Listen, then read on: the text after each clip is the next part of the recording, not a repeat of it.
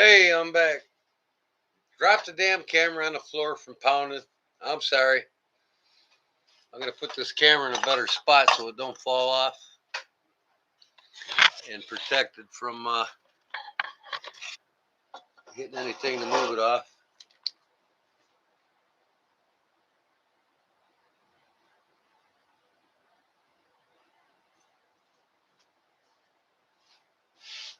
And you back?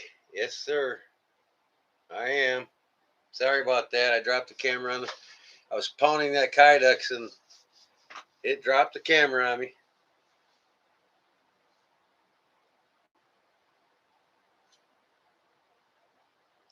My phone is garbage, man. I'm going to that place after I go to the post office in the morning. Welcome back, welcome back, welcome back. Welcome back, Cotter. Welcome back. All right. Let me see if I can pound these over there instead of here where that camera's at. Okay. And then I'll just leave the camera there for now. I'm going to go pound them over there so I don't drop it on the floor again.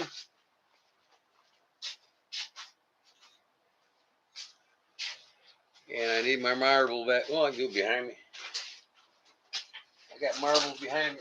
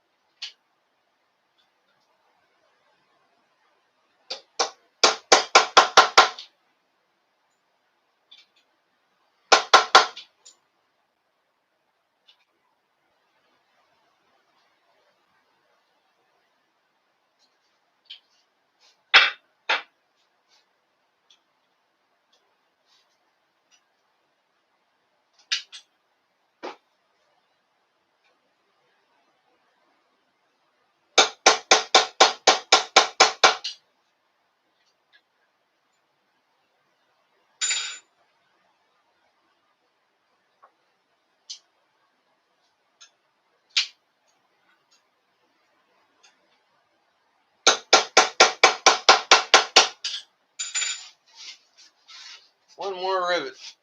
One more rivet.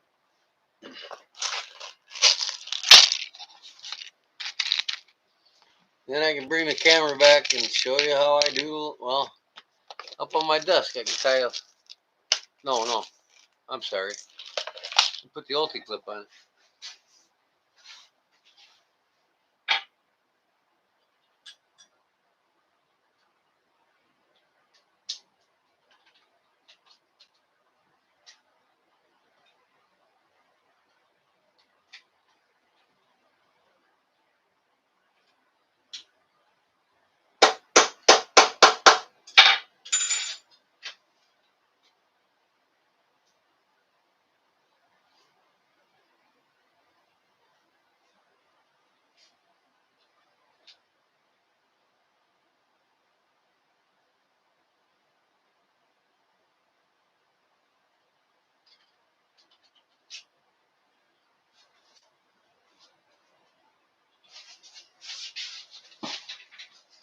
Okay.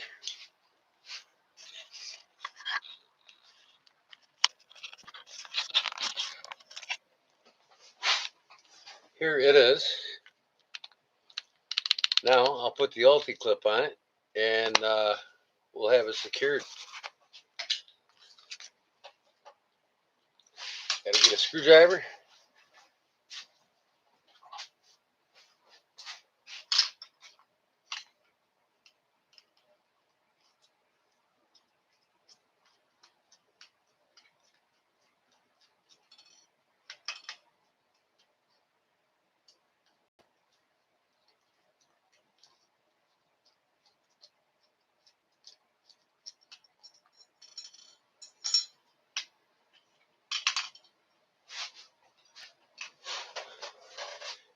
me see if I can get this camera up a little bit better here without dropping the stream again. Please, Lord.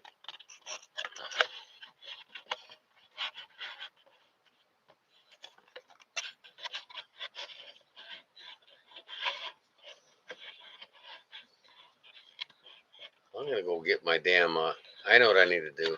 Get my regular stand here.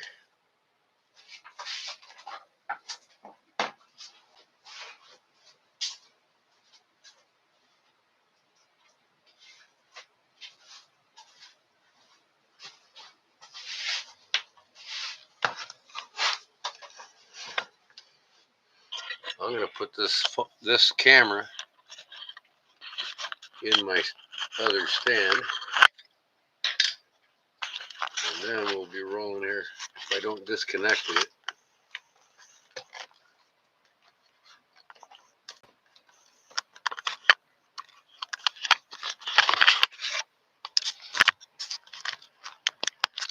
There we go. All right. Put my giveaway book away. Light me a damn cigarette after all that bullshit. Okay, now you can see me clear as day.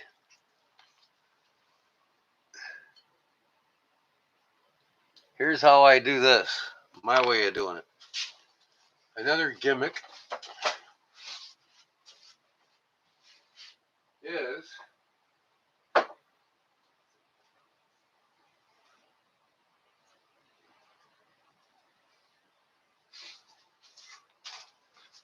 buying Loctite. Now, you know, when you do Chicago screws and anything that requires Loctite, they say use Loctite, right? So they don't back up. Gordon, do you use a cast iron pan as an ashtray? This is a cast iron pan. I got another one shaped like a regular 9-inch cast iron upstairs on my patio deck. Oh, here's that ring I got today. I'll put her on. Check it out, folks. It's got diamonds in the roses. Don't mind my fingernails. They're all shitty. Can you see that? Anyways, it's a skull head. That camera just does not want to focus in that close. Can you see the skull head? It's got roses around it and diamonds in the roses. $2.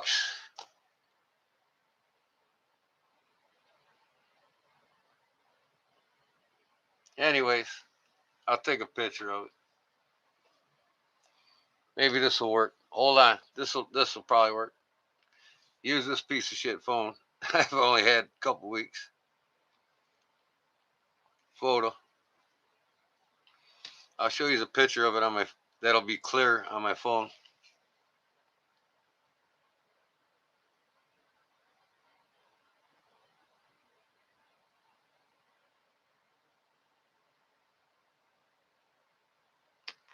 Okay, here we go. Can you see it now? Man, that thing's just too bright, I guess. Let me darken up the picture. For some reason, the light's too much.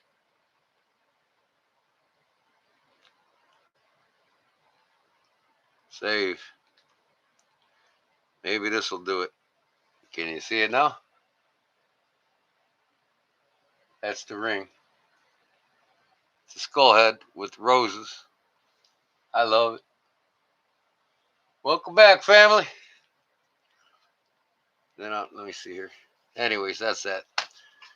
Here's the gimmick. Loctite. It's a gimmick.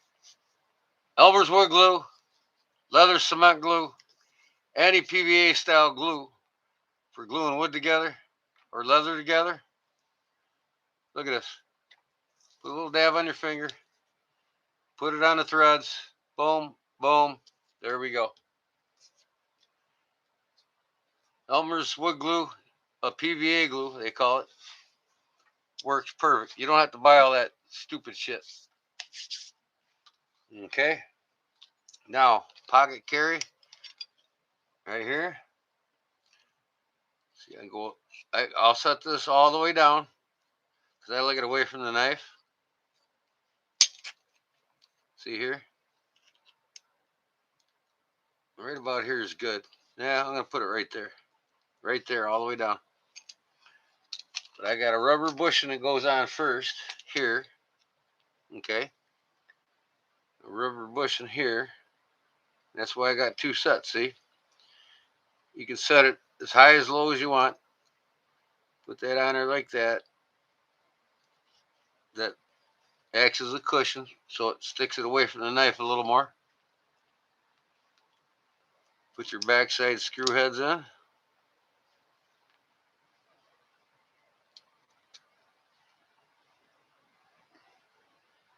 Put your screws in without getting the glue on your fingers.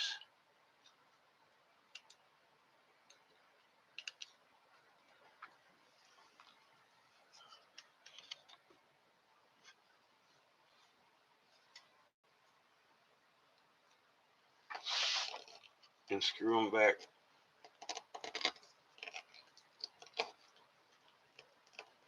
There's one. Okay, where am I at here? I gotta loosen it up so I can get the thing a little further back. Oh, it's my rubber bushing ain't in the right spot. There we go.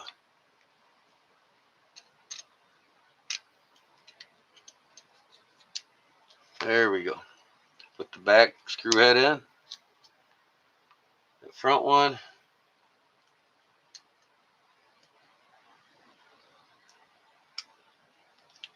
Put it down. Put some pressure on it. What the hell happened there? Came off on me. Get in there. There it is. I had to spin it. There we go.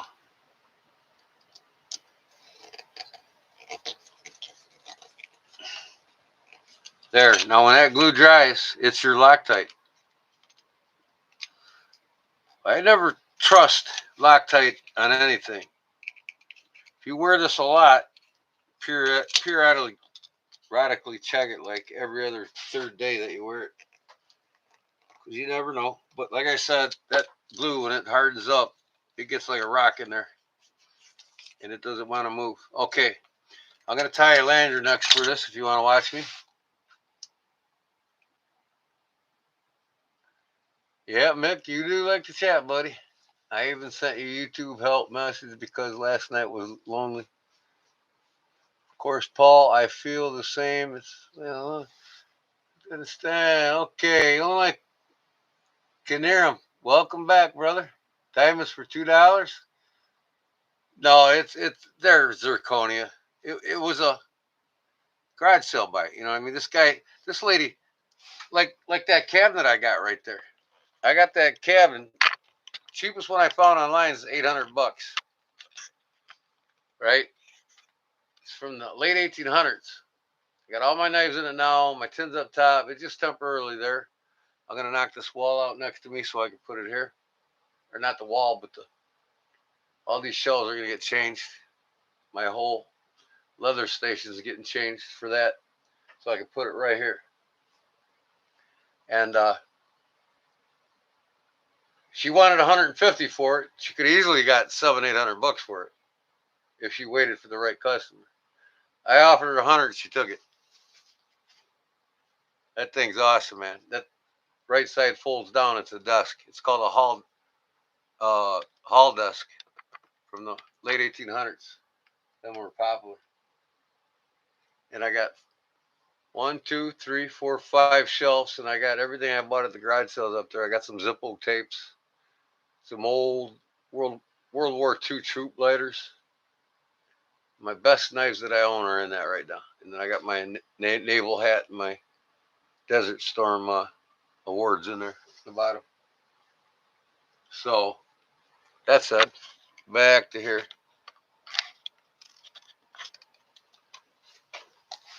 So, oh yeah, I mean, you guys will not believe the things I get at garage sales.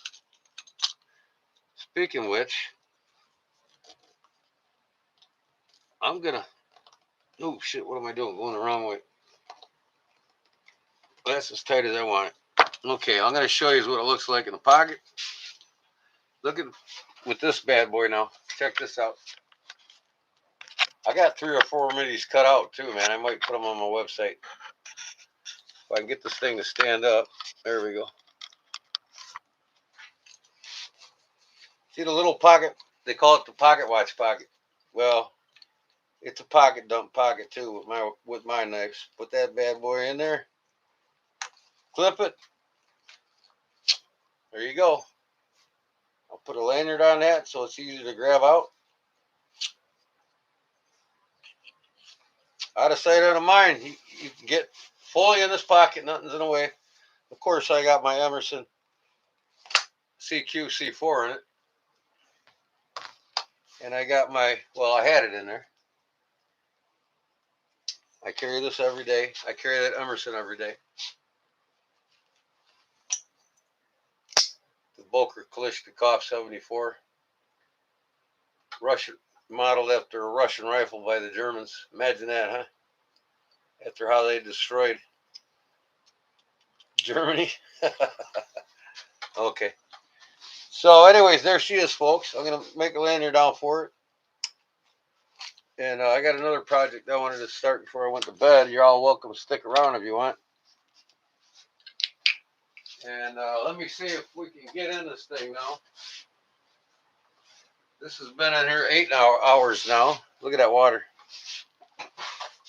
This is the mystery knife I got at the garage sale. I haven't been able to get the blade open, so it's been sitting in bicarbonate, baking soda, and white vinegar for 8 hours. So I want to see if we can get her open. That's what I do to clean rust off of knives, and it works wonderful. If you ever see one of my videos where I did my scout knives that are all rust buckets, you don't see a millimeter of rust on any of them.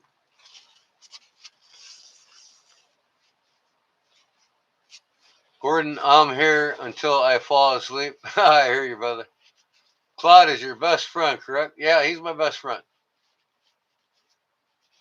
So, and right now, all of you are my friends. So, let's keep it that way.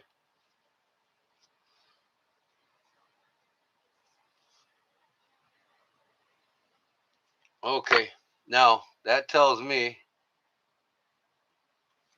that the spring is frozen because I can't get it to move at all. So the spring is frozen to the tang. So my best bet then would be to stick a pin in there or a needle. And this ain't much of a knife. It's got clamshells on it, you know what I mean? It's a novelty knife. It just gets my goat knowing what it is. It either says Illinois or Imperial or something right there. I can't make it out. It's really hard. But I will get to that blade, even if I do have to bust it apart just to see what the hell it was.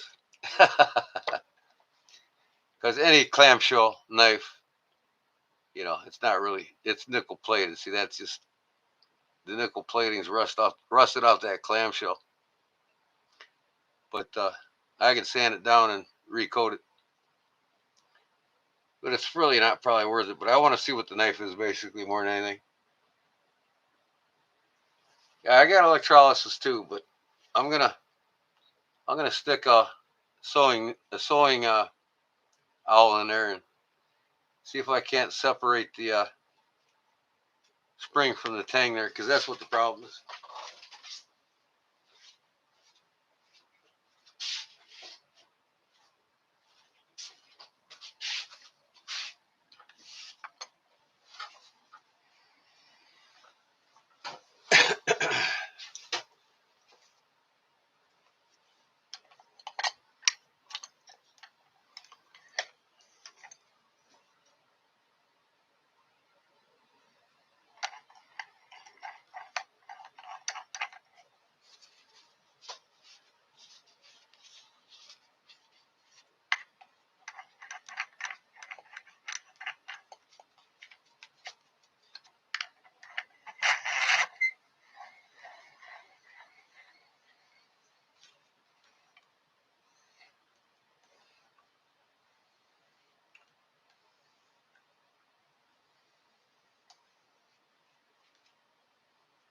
Okay, that's about as much as I want to go with that.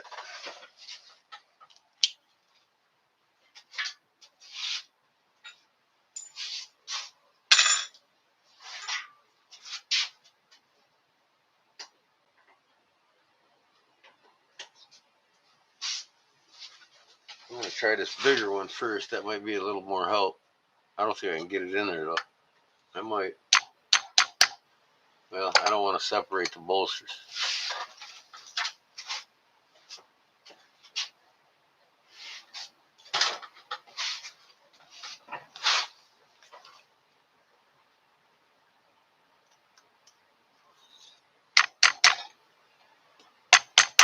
Well, that spring's coming up.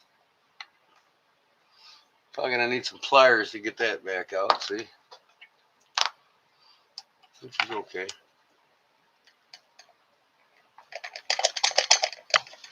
There we go.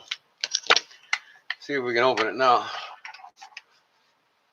That spring did come up. Maybe that was my problem. Maybe that wasn't. It could be rusted even more inside. Well, I'm going to have to stick that under the blade and see if I can't coax it up. Either that'll break or this will break.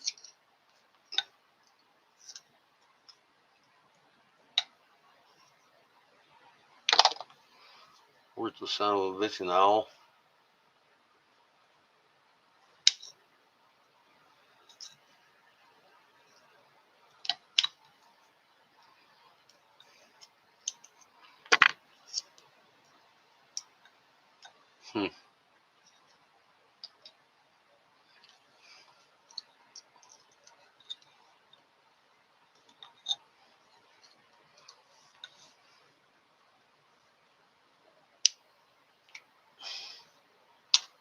Wow. And I bet you that kick could be rusted to that. No, I got that spring up. I don't know why that thing's not coming up. Let me get some Croyle oil.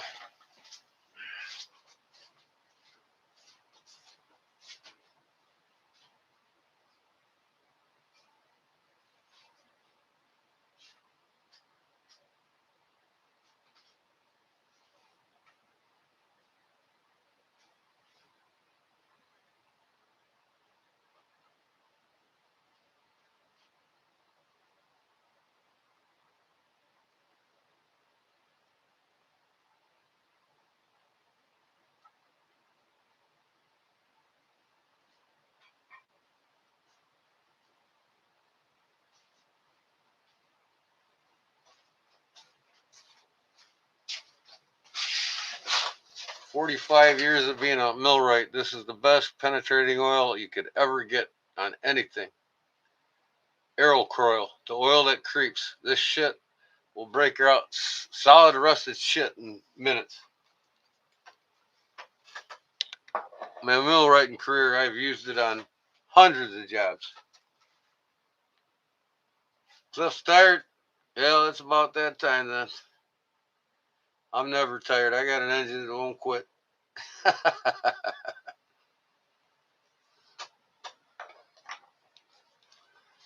I'm just tired when I wake up in the morning. Or I should say at noon sometimes.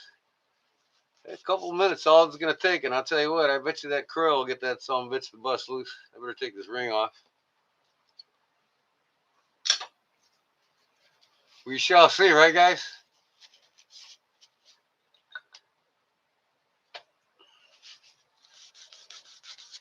I want to look at my analytics here.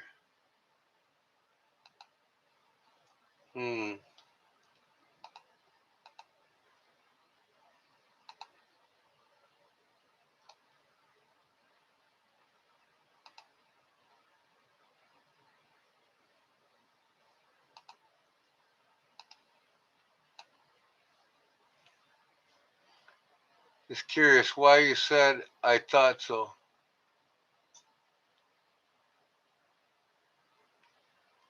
Like a turning. punch bowl turd.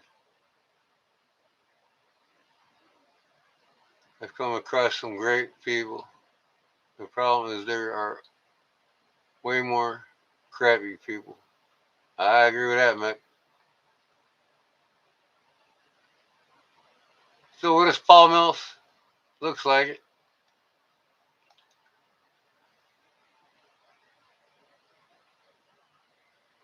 You got that right. He says, Cliff, just curious why you said I thought so. I thought so about what? What are we talking about here now?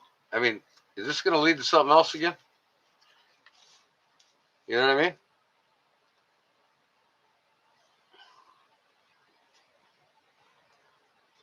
Man, something is holding that thing up.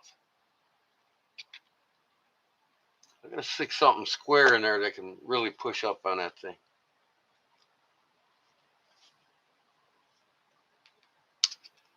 Wow.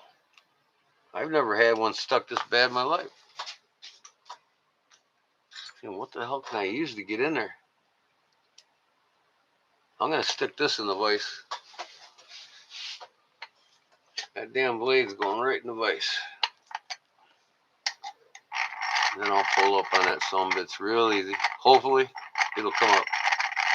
Right?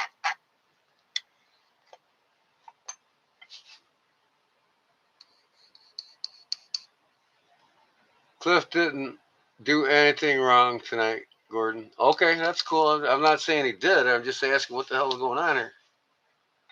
I thought so. Is it an insinuation? Or whatever, you know what I mean?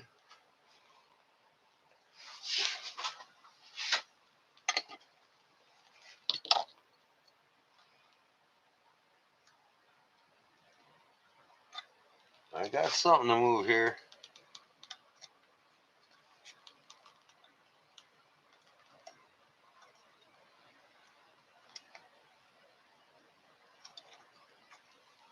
I'm getting something to move here, folks.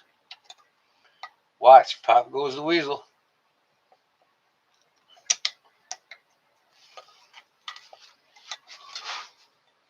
Like I said, if it breaks, it's just a mystery knife, and it's got clamshells. It's just a novelty knife. I mean, it really ain't worth nothing. I've got the blade out more than ever now.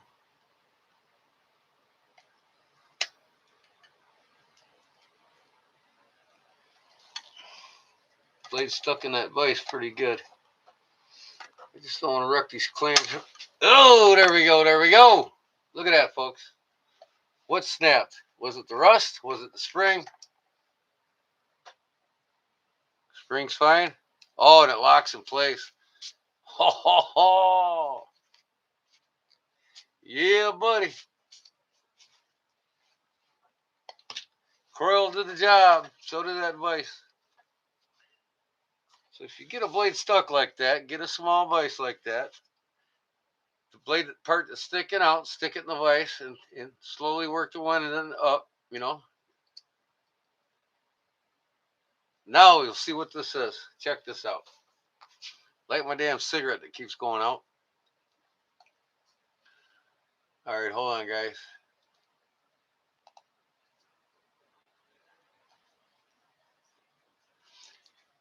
Maybe I will get one next month. What's that, Mick? Claude, I know, sir. That is a nice one, Mick. Oh, okay, I gotta catch up here. Croy for the win. Croil oil for the win. Croil oil for the win, baby. The vise. Yeah. Oh, you gotta get one of these vices, man. I'm telling you what. eBay. Amazon. Like $34. Wet it and it sucks right down to any marble, glass, solid surface. I always have it on my marble carbon stone, you guys know. And I do a majority of my work on knives with that thing, believe it or not, when I'm not in the shop area. All right, clean the rust off of this real quick.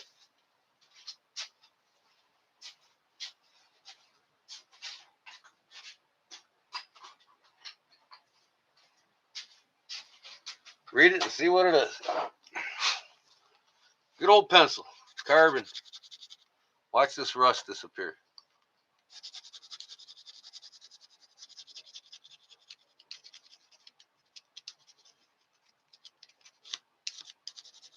I'm sure a lot of you know this trick. I told this to the next doctor. He had no clue. And then the next video on, he started doing it on all of them. In fact, I told him, carry a pencil with you every time you go hunting for knives. If you don't, you just don't get it.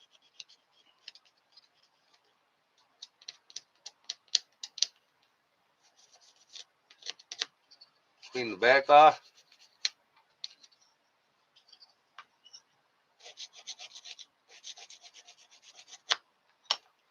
Look at that blade now. You see any rust on it? That's not even sandpaper.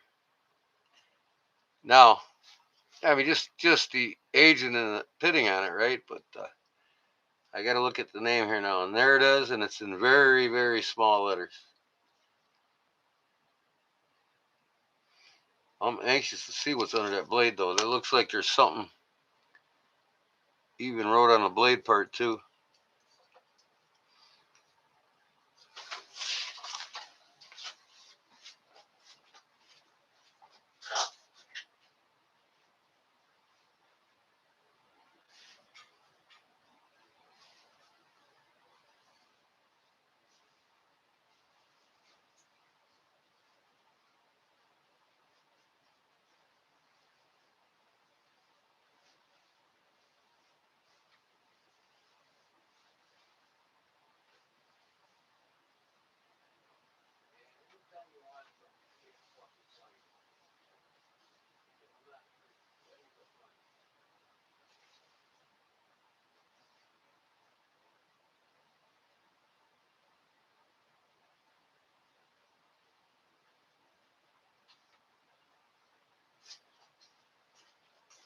Can't even find the damn foam pad that I got.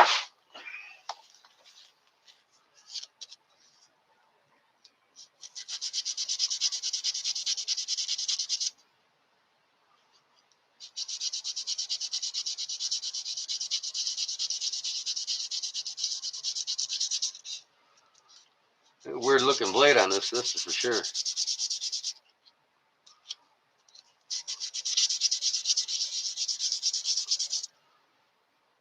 But I think I got it enough to read it now.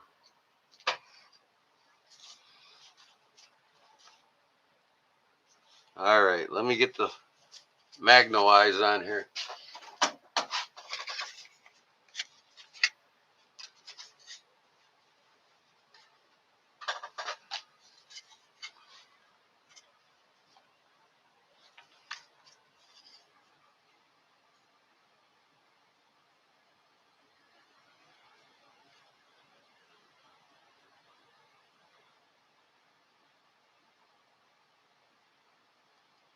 $1937.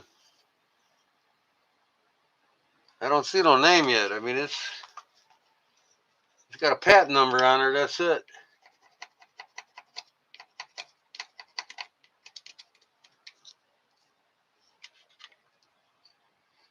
I guess nobody's ever gonna know.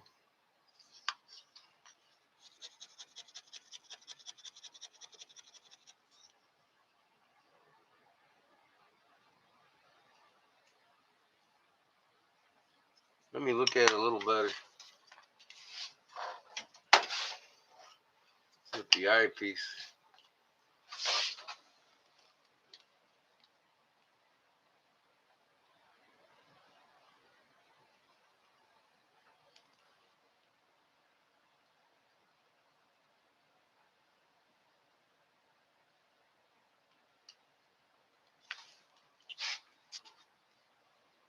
Burning myself.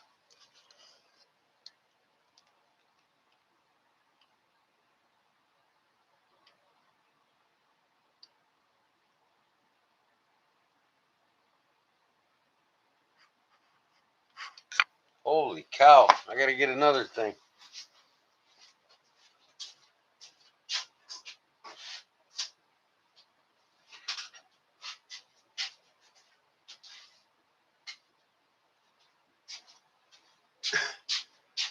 Garage sale find today. Check this bad boy out. Bausch & Lomb magnification set. 1972 with the instruction packlet. We got this one for sliding things through to see if it works. Maybe you don't slide things through. Maybe just put it on top of it. There we go.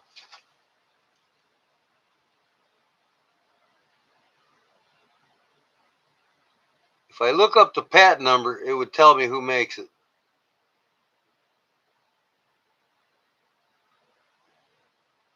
But it's really, it takes time to figure these out.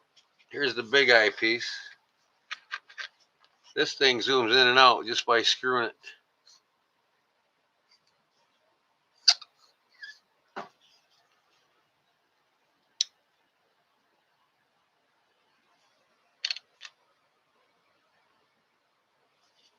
Too far out.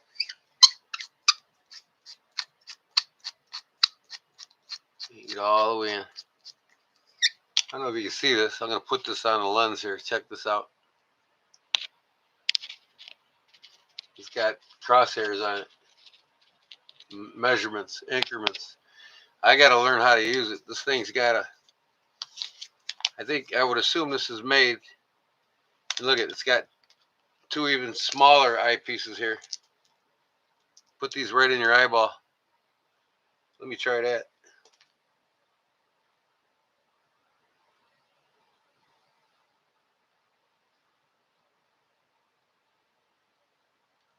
I can't even see shit in this one without my glasses on. I got two of them. But I got to read the instructions here how to use this Bausch & Lomb set. Metric scale, protractor scale. See here? These different scales for measurements, I guess, for looking up the smallest things in measurements, man. General purpose scale. Oh, we got badass garage sales, that's for sure. It just people, yuppies up here are dumb. They don't even know what they got. They don't give a shit. They just buy new all the time. I bought a $150 horsehair dartboard for $20 at a garage sale. Lady to live in a $1.5 million house. I said, you know how much this thing's worth? As old as it is too, it was 30 years old. I said, you get $250 for this thing. She said, how much you give me for it? I said, $20. She goes, sold.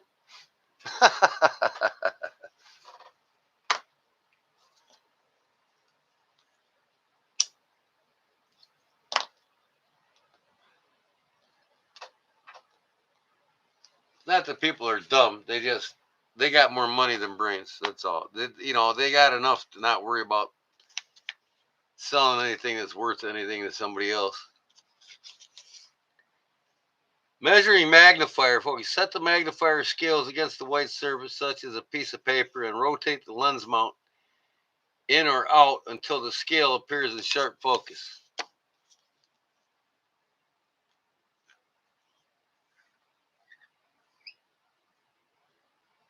There it is. Okay, now what? I'm not going to read all this shit, but I'm just as cool, man. Measuring magnifier. It's for measuring things that are really, really small. Cat number 813435 reference manual. And what year is this printed? I get some cool shit. I'm going to, instead of working on all this shit, I'm going to start bringing out what I got. You guys are going to absolutely love what I got in that case. And since I can't take my camera over there, I'm going to bring it to you. But I got this open, and I will find out later. So let me start by putting this back one at a time, right? I don't want to have a bunch of shit out and have to put it all back at once. I'm done with that habit. So it's got two tiny magnifiers, a big one, and then this one here that just walks around, whatever. I would assume Bausch & Lomb, right? It'd be somebody in the watch or in the eyeglass business, right? But it's a leather case. That's solid leather. Made in America. They don't make shit like this anymore. This would be shitty artificial leather if it was made here or China. All right, let me go get something else.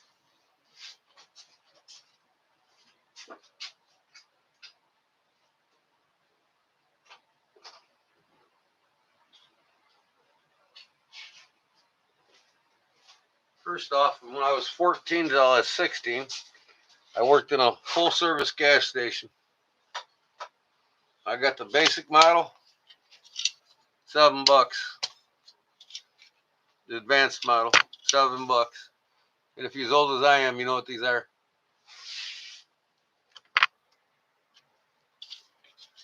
Full service gas station.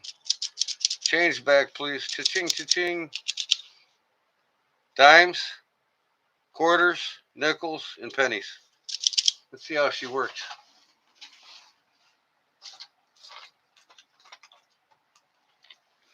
Here's some pennies. They give you money, you just drop it right in there. See, just like that. Boom, boom. And look at, they come right out. No problems every time. Nothing works like it was made in America today.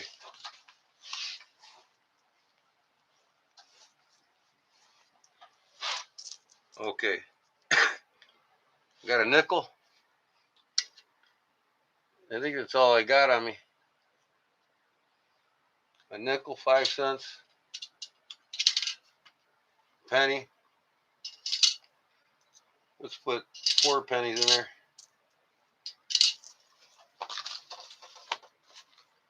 I don't think I got any other change on me. Usually I got a couple quarters and everything. I don't have nothing. All right, sir, you got 9 cents coming back. 1, 1, 2, 3, 4. 4 cents. Or 9 cents. Here's the advanced model here. Let's see how this one works. The smallest one would be the dime. Quarter would be the biggest, and the nickel would be the second biggest.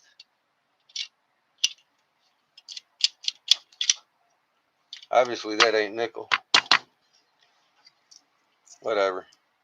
I think that was a penny. And now it's stuck in there, so I'm going to leave it. Okay, so I got them.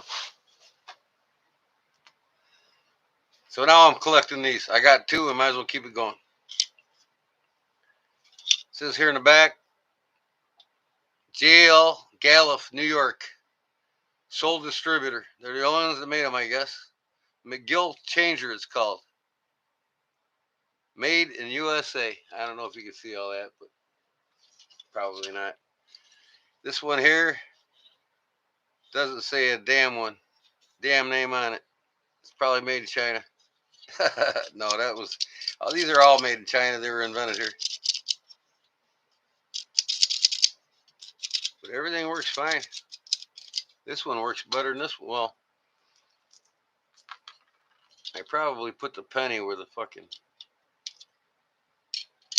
Okay, let's see how the penny works.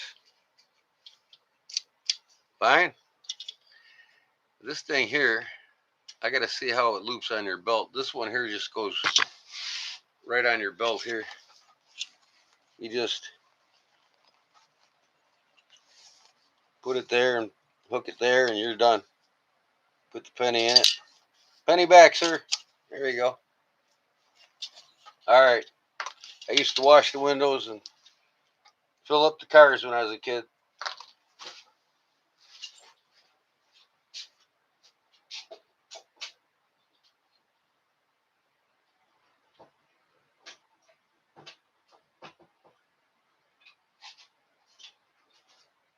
Okay, here's the next gem or two. You all haven't seen it. Claude sent me a knife just out of the kindness of his heart, as he is the best friend of my life. And this here, I'll let you tell me about it. It says golden rule on it. Not rule number 9, Big Jim, if he's even here. Who makes this knife? It says golden rule. And I'll tell you, this is from 1895. It does have one flaw in the back, and I don't care because it's from Chicago. That might be a hint for you. But I will tape this off and pour an epoxy in there, and I will dye it to match the rest of it, and I'll leave it good. Thing's barely used too. You know who makes this knife? Made in Chicago. I told you about it before, if you remember. Stairway to Heaven. I was at that concert. Song remains the same tour, New York City. My uncle took me there, flew me out. I was 6 or 7 years old, and yep, I played the drums of Zeppelin when I was a kid.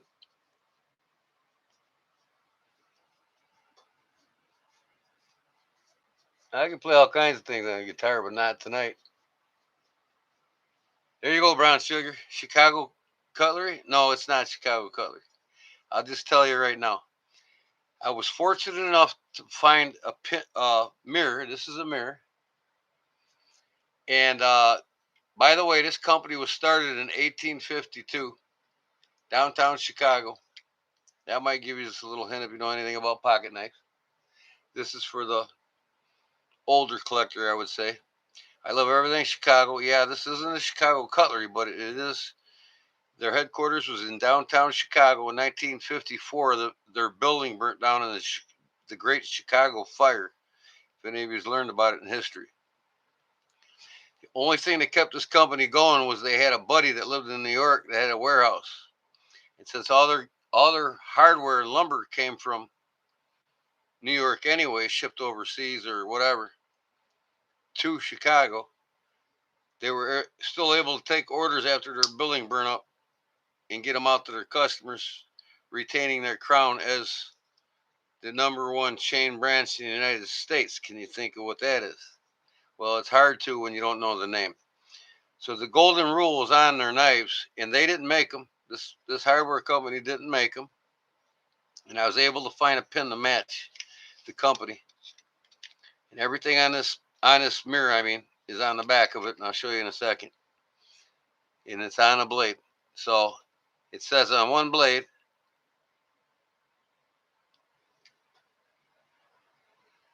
what does it say on top there? HB HSB Company Chicago. Now, who is HSB? Do you remember?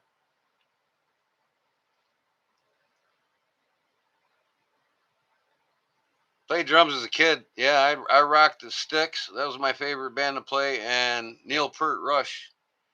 Them two bands. Grand Illusion. I know every song by heart on the drums, and Rush is uh, uh 20. What is it? What's the name of that album? I can't remember the name of the damn album. Go figure. My old age. All right, this is a right here. Hardware for hardware. Hibbard trademark. Hibbard, Spencer, and Bartlett Company, Chicago. Look at that. This is probably early 1900s, 1920, 1930. By 1940, during the war effort, they were done. But they sold out to another fellow after they created the chain branch Ace Hardware. Yes, Ace Hardware was created in Chicago, Illinois by Hibbard, Spencer, and Bartlett. Spencer and Bartlett came in later in the game. Hibbard started the company in 1952 or 1852. And they sold these knives from 3 different companies that made them. I still got to do some research and find exactly who made it, but I do know the 3 companies.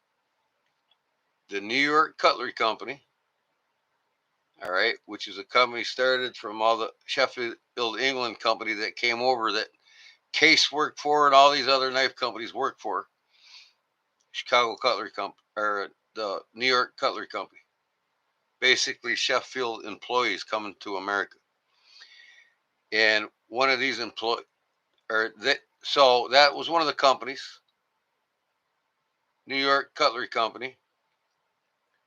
Uh, Camillus made them, and one more company I can't remember. It's not Charade. the three oldest companies in America before Case. One of them was Camillus, and the oldest would be the Chicago or the New York Cutlery Company.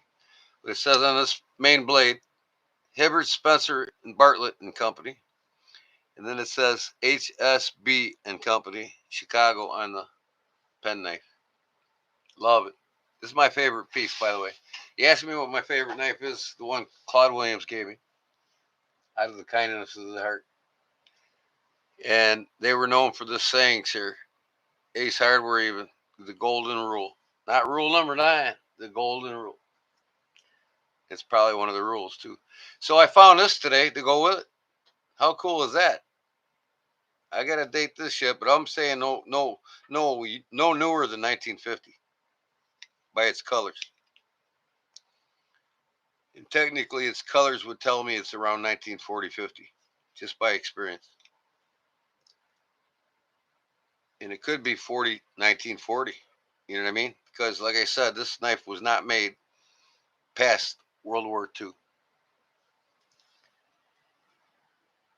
Don't step on them Havies. I gotta keep me a notebook for everything I say, Brown Sugar. Well, don't worry. I'm gonna start making videos for members only, like I said. So I'm gonna take this back out, put it back in the case. That's also in my new case that I got next to nothing. I seen one just like it for $1,600. And then there's another one, kind of different, little different, of them that wall cabinet for $1,800. I didn't see one under $800. Most of them were $1,600, $1,800.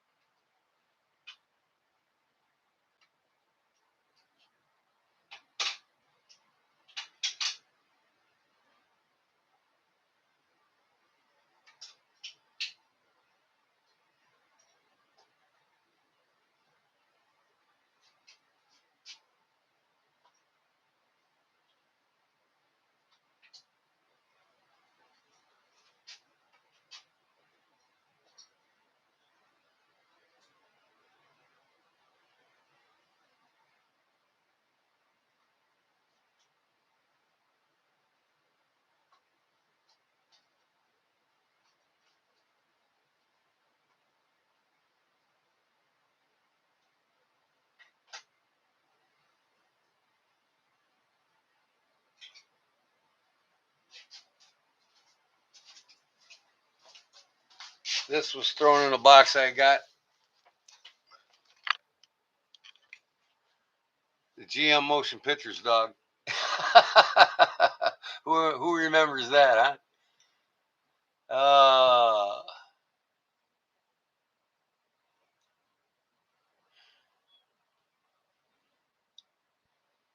That's cool, Mick. All right, here's my newest collection. I actually have several upstairs. I got to get together with these little tapes, novelty tapes, advertisement tapes. Howard and Gene Jen. Let me separate these from all the ones I got in my hands here. Howard, Gene, and Jen. Wesley Seed and Supply. Farmers, right? 608 number. That's Southern Illinois. 608 would be Springfield and Lower. New. Here's another one. This is a click one. I'm going to use this for my upholstery. It's a cloth one. Thought that was cool. Here's the gems I got today. Look at these. These are made by Barlow. It's a company called Barlow. They're tapes. This has got Ford Garden Tractor on it. Brand new. This has never been used, guys. Made USA, Barlow. Who would have known? Barlow Company, right? There's the Ford Made USA. Right? In the box, brand new. I got 2 more of these But you're going to see what I got after these. What other two I got. Tractors, Ford Equipment, Central District Ford Motor Company, PS 66, 1966, made by Barlow, in the box, never used. All right. Barlow, made in USA. I don't know if you can make that out. There we go. Barlow, USA, made in USA. So I got 3 of these Barlows. Here's another one. New, in the box, never used. Another advertisement. New Ford tractors. Pontiac Ford Tractor and Company, Highway 66. So that must be Highway 66. Old Route 66. Wouldn't you have that, right? I didn't even see that until now. On the old Route 66, and I live on it here in Wilmington. So if I take Route 66 out of my hometown, I'll get there. It's probably not around anymore. New Ford tractors, Pontiac Ford Tractor Incorporated, Highway 66, Pontiac, Illinois. Phone 815. Pontiac is an hour south of me, not even 45 minutes. 815 number. I have an 815 number. That's how close it is. Less than an hour away. That's usually when you find things close to you. They're from around your area. Here's the big kicker. I thought they were all lighters when I looked at them at first. I had no idea until I got them home. I'm like, I'll be some, but these are all tapes. Our 50th anniversary, Calumet Auto Wrecking Company Incorporated, Hammond, Indiana. Look what it says on the bottom. See that? Zippo. It says manufactured in Bradford, Pennsylvania. A Zippo measuring tape, folks. Look it says it on it too. Zippo. Ain't these too cool? Brand new. I got 2 more in these boxes like this in my truck that I forgot to bring in. So I got 3 Zippo novelty advertisement tapes in my collection. So I got a good start to my collection here. I've got probably 3 or 4 more upstairs. They're going to be in my cabinet that I just got. It's cool as fuck, ain't it, Paul? You live in Illinois, so you can appreciate them. This is in Indiana, but Zippo. So be on the lookout for Zippo tapes, guys. Comes out the side. Says Zippo on the blade, on the tape. Zippo Manufacturing Company, Bradford, Pennsylvania. And I don't see no type of dating stamp on this, so I wouldn't know unless I had papers. But I'm going to look them up on eBay tomorrow sometime when I get time. So that's in my collection, including the MGM dog, right? How could you not know what that is if you're raised in the 70s, 80s, right?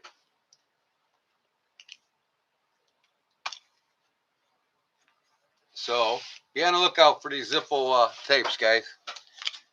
I don't really care for collecting lighters, but you know what? Hey, the knife doctor got me hooked on them, and now I got lighters too.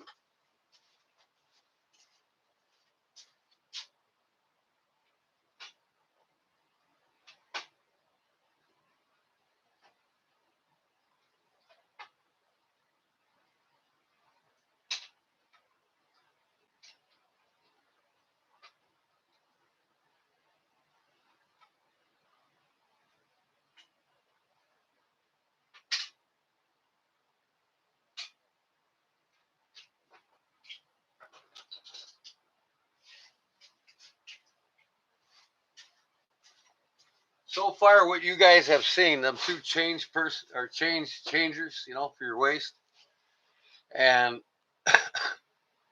them tapes, MGM dog, in that Bartlett and Sons mirror that I got. These lighters that I'm going to show you now, and a few other things still yet, including the leather magnifying Bosch and Lomb magnifying set. I walked in there with the end of the day with $35 left. I said, "This is all I got. Take it." He said, "Sure," and he gave me $2 for a bonus. So he was one of the lucky ones that was able to escape Illinois. Hey, you know what? I can escape Illinois anytime I want. Hey, I pay high taxes here, but I don't pay nearly as high as Chicago, Oswego. My brother was paying 14 grand a year. I only paid where I'm at with 5 acres. I only pay like 3,700 a year. I got land in Tennessee for 150 a year, and I'm getting land in North Carolina here real soon. All right, post-war World War II translators. Post-war World War II translator. One's in brass, the other's in steel, and these were carried by soldiers in World War II. Okay, and I got to do a little more research on them. Then everything spun off of that. I'll show you this one here. This comes up, and that puts it out when you're done. Bring this up. You flick it. I'll put a new flint in that bad boy, tighten it up, see how she works. I'll get all these working. So these were spin-offs from the post, these are post-war. This is just like a novelty lighter. It's got something on it in Chinese. No. Japan. It says Japan on it. And it's got Yokosuka, Yokosuka, different areas of Japan. It's got a map on there. I don't know if you can see it or not. You can tell it's Japanese. It's Japanese, and then on the bottom it says lighting, something line, fill line. So no name on the outside. There's probably something on the inside, and I'll find out. Then a couple of these gentlemanly like lighters here. Flick up the lid, right? This thing's pretty sharp. I'll get it working too. And it sparks. So I would say 1980s, 1990s. I love lighters. I got some automobile ones upstairs. I got to hit 3,100. You're 3,100 on 1 acre? Wow. How many you got, Illinois? Paul, so you West Sider? West Sider. Paul's a West Sider, Illinois. Yep. I'm in Shipman now. That's southwest. In the middle, I think. In the south. This one here has a couple. It's pretty cool looking, no less. But what does it say on it? I didn't look yet. 5-star Korea. So this is made in Korea, folks. Flip it up. Lick it. And it'll work. I'll get them all running, guys. Here's the sweet one of all. You ready for this one, guys? I'm going to see on eBay and other sites I could figure out what it used to look like, but I don't know, man. It looks like it was just all brass. It's got patent on it here. Patent applied. So this is a prototype or one before the patent was made. It's some kind of initials, but you flip it up, it's a Coke bottle. See the lid there? It's got the little gnarlies on it that you lighter. Coke bottle lighter. And I'll get it working. Oh, there's something in the front here. Hold on. What's that say? Chem Company.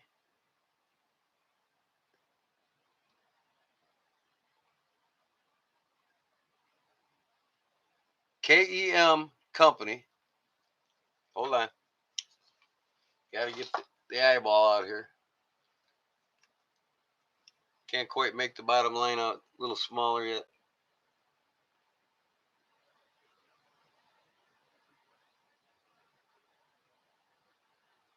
Detroit, Michigan, made in USA. So this ain't too far from home either. About a 5-hour drive. Isn't that cool? Coke bottle. And over there in Michigan, everybody from Marbles to whoever in Michigan made lots of lighters, and Marbles invented the first waterproof lighter, and a watch carrying case that I'm looking for to collect. That's badass. Ladies are cool though, especially if it's solid brass, right? From Michigan, Detroit, Michigan. One of the worst cities ever to go to right now with the crime rate. It's worse than Chicago, guys. Detroit, Michigan's probably number 4 on the top 5 or 10 list for worst cities, most crime-ridden area cities in the United States to live in. Chicago's like number 6 or 7. Believe it or not, Paul, you'd probably know this. It starts with a D, Southern Illinois town. It's actually rated number 1 for crime, but it's a smaller area town. Per capita, more crime. Danville. Danville's the most crime-ridden town in the country. Believe it or not. But there's more criminals in Chicago because it's way bigger. You like knives because, well, spoons, the knives got to help them spoons do their job, you know. I didn't know that. Look it up, Paul. I just found out myself not too long ago. All right, let's put these lighters away and I'll show you the next bit of toys in my cabinet.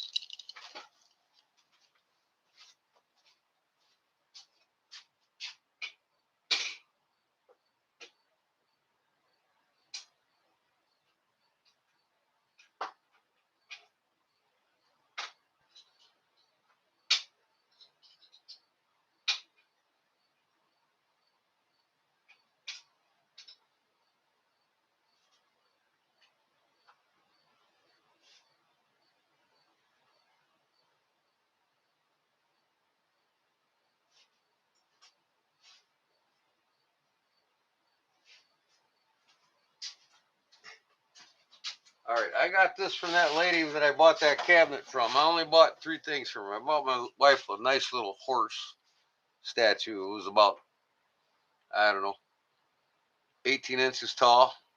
Antique horse statue made from wood. And then this I got there for $3. I had to have it. You know, I got my Irish pipes. This is old school Irish here, guys. But this is a replica made from a mold of an actual archaeological find. See, original 96 artifact replica. See the original in museum. See, there's an original one of this in the museum. Right? And they made these, they actually, this is probably clay or some shit, but from a mold. But they hand carved these from ivory back in the day. Irish did. Smoking tobacco was a favorite pastime of people living in the colonial America. They brought it with them, right? Fragments of clay pipes like these. Oh, they were clay. The Irishmen do them out of tusk, elephant tusk, and antlers and everything else. Like these were found here in the 96 at 1996 during the archaeological excavations. See the pieces of artifacts in the museum, exhibit case 2. And that was where again? Artifact replica in museum. What museum? It doesn't say. Probably somewhere in the 13 original colonies. But I thought that was cool. For $3, I had to have it. Pew safe to Lefty did and review on. You hold your palm over it. It opens. What is it? Cool pew safe. I have to check that out. Went to a restaurant in New York. They are on the ceiling at the steakhouse. Oh, these pipes are there? Yeah, yeah. Yeah, I mean, you know, all over 13 original colonies, you know, they were found everywhere when they dug. You know, and like I said, this thing works too.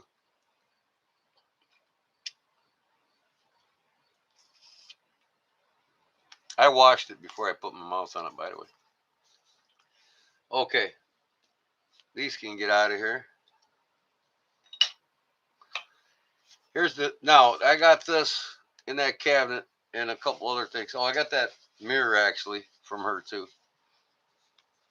So I got a good deal off that one guy for $35, and then I got a deal off of her too with that cabinet. She could have charged me $800 for it. Probably got it from me. No, I would have talked her down to at least 500. I got it for 100. Lakeside Cutlery Company, Chicago, Illinois. But the thing is I can't find the razor. I'm collecting them. If you've all got one you want to give, send me a picture or an email.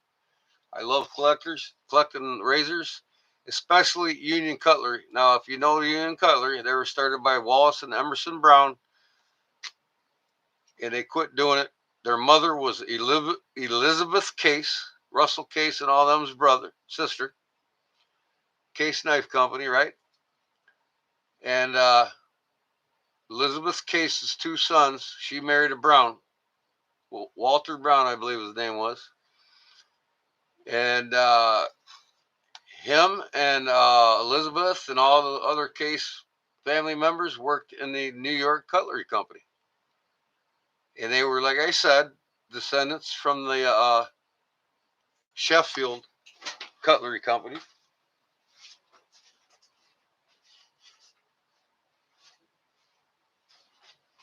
Which is this knife here. Now, this knife here is made in the Sheffield Company. Big Jim, Barlow Jim sent it to me.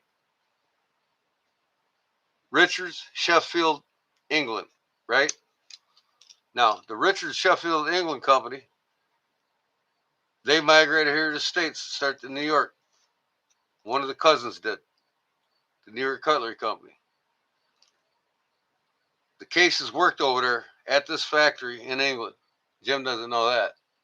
I do. So this was the start of Case Knives back in Sheffield, England, before they even got here. So, back to the story. Emerson Wallace Brown,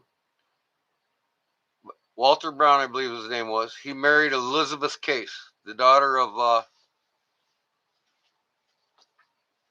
W.R. Case, right? So, they started the Union Cutlery Company, or Union Razor Company. And then it became Union Cutlery Company because they started a field knife that later on, when they got a letter from a illiterate trapper from Alaska that said their knife saved his life, Union Cutlery Company, after they were after the Union Razor Company, they were Union Cutlery Company. The field knife they made was not working, so they came up. Emerson went to design again on a new field knife, and they got the letter from Alaska. After they got it out and they sold it, this trapper literally said, "This knife saved my life." They didn't have a name for it yet. They got back. The guy says the illiterate trapper in Alaska couldn't hardly write worth a damn, and Wallace Brown read the letter as not Kodiak Bear, but he pronounced he read it as Kabar. So that sparked in Wallace Brown's head, hey, K-Bar, Kabar. That's how he read it in the letter. The guy could barely write. So the guy sent a letter saying their field knife that became the K-Bar knife saved his life, and he also sent the hide of the bear that he killed with the knife. Now, there's still a lure around this story, so it's never really 100% been proven, but everybody stands by it, and everybody in Alaska stands by it, and everybody in the K-Bar Corporation. So, now this one is not, that's what I'm looking for.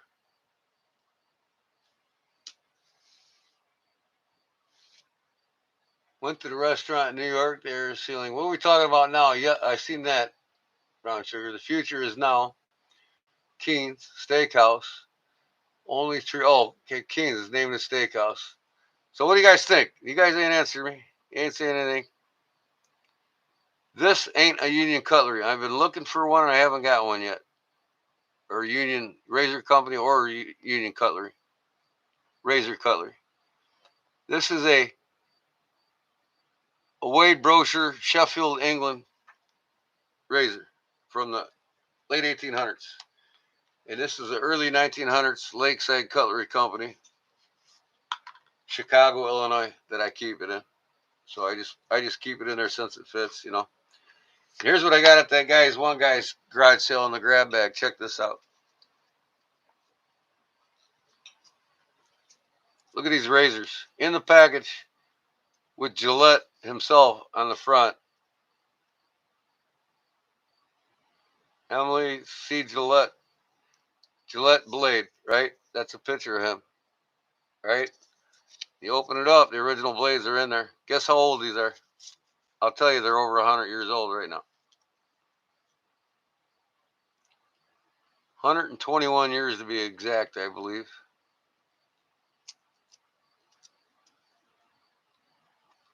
Patent number 15, 1904, Gillette blade.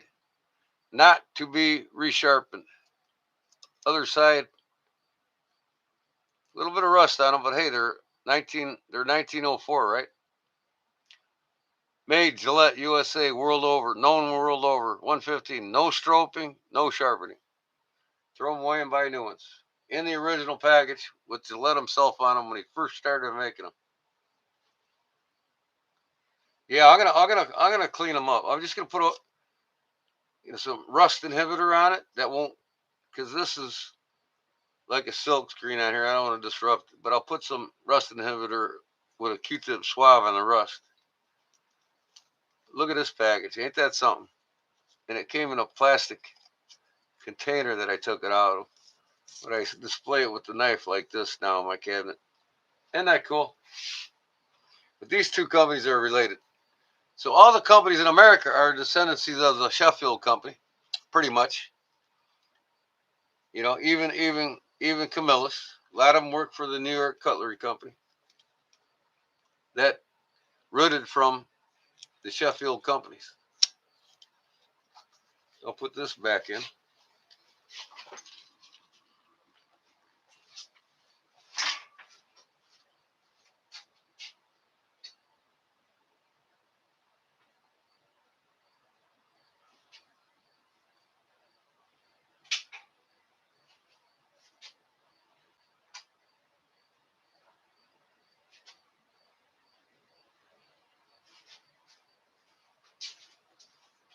On the next shelf down, I got just two of my favorite items.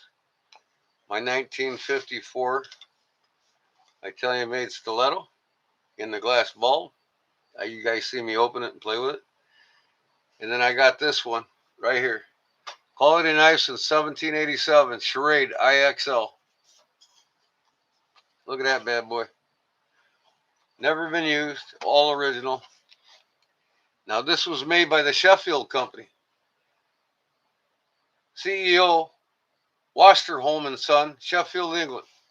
That razor is a Wasterholm I just showed you.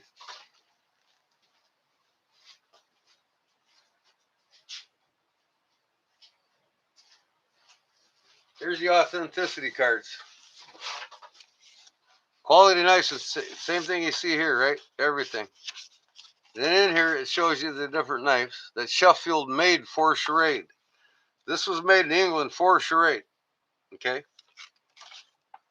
Schrade IXL cutlery, Sheffield's finest, 1787. That's when they started in Sheffield. 1787, folks. Traditional Schrade IXL classics right here, the different ones. Number BS60, number GS50, number BS20. That's, I believe that's the GS30. No, wait, it might be the M40. I'll look at the blade here in a second. Only a limited quantity of these handcrafted knives will be available. See your Schrade dealer and right, Schrade Cutlery Corporation, Ellenville, New York. Schrade Old Timer, Uncle Henry, IXL knives. In the back, it's got their building, the original Bowie knife, right? The IXL story. It tells you about the company's history. And then here's the authenticity card here. Let's see what it says. I never really paid attention to it. If there's a number on here, how many were made. Signed. Nobody signed it. It's never been signed. Original owner. Never signed it. I could sign that right now if I want to, but I won't. Schrade Cuntley, and then it's got the Schrade CEO's name there. Registration certificate. So this is something you'd send in, right? Ellenville, New York. So there's everything with that. Old Schrade I had looks like Buck 110 replica. That's pretty much almost like this. I got a couple more of these somewhere. This is, it says on the blade here, the model number, how many, what one it was out of how many made. So there was 1, 2, 3, 4, 5. So there was probably, that would be 1,000. That would be 10,000 of these made. This is number 368 out of 10,000. That's a pretty low number. And on the bottom, SW something on there, initials. And this is Antler Stag, and it says 1787 IXL, Sheffield, England, Schrade, Wossingholm on the blade. So it folds up and goes in there, but I leave it out for display. So that's in my cabinet. And then, of course, this one here, my 1954 stiletto. Pulled the safety off, right? Handmade. After 54, they were all machine made. This is a handmade 1953, 54. And how you know is after 54, all the handmade ones had a manual spring unlock. You had to push up on the back lock to close it. The new ones got the bolster twist, right? Not this. Every one made in 1956, 55 and newer, you got a twist bolster lock. Not here. This is hand. 1954. And look at them scales. Isn't that beautiful? Nothing changed on it. Worthy of this case. That's like a watch case. I was going to use it for watch. Find yourself one of these, Paul. Hey, look around, man.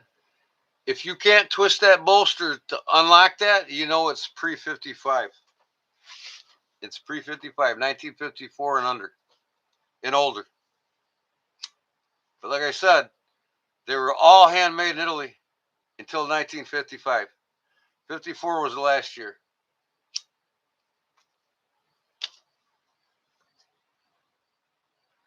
Probably not, and even if you see one pop up, they're $3,000, $4,000, $5,000, $6,000, $7,000. This one right here is worth about $1,300. I'll tell you that right now. And I probably wouldn't sell it for less than $2,000, realistically, because what's the odds I'll get another one in that shape? So the buyer sets the price, right? The market sets the price. So if I was to put this, on eBay, I'll start it out at $1,000. And some of you be willing to pay almost $2,000 for that one.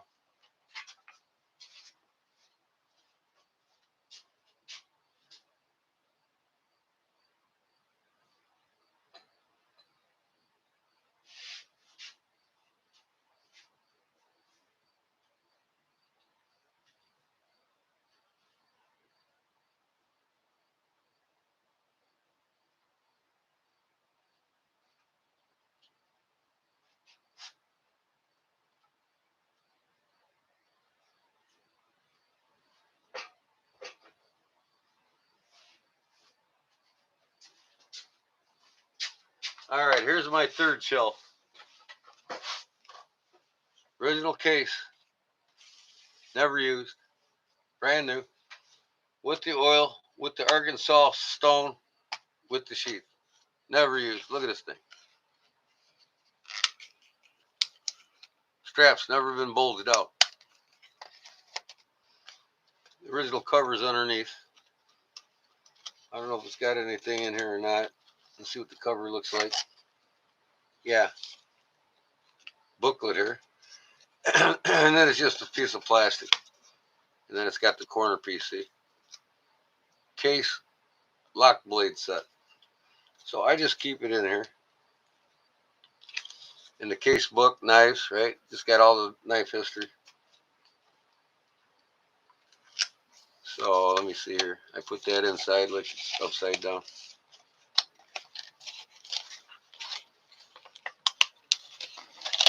Hold on.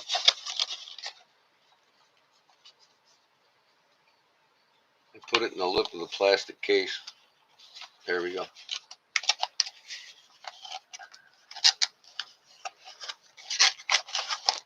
Honey oil, never been used.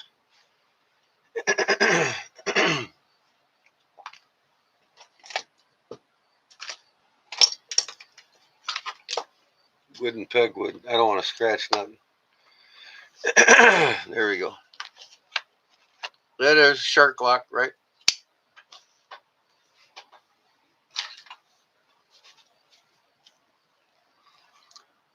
Case double X. It's got it's a SS, so it looks like it's just the S is in the middle with USA on the bottom. I would say, well, let's look at our card here, right? The card that Jerry gave away tonight.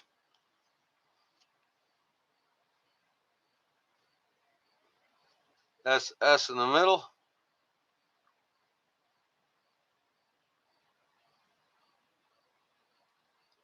Can't even read that damn thing. So, Case double X USA right here. 1980. So this, what does it say though? I can barely read this. Let me get my 19. I think they only made them 5 years.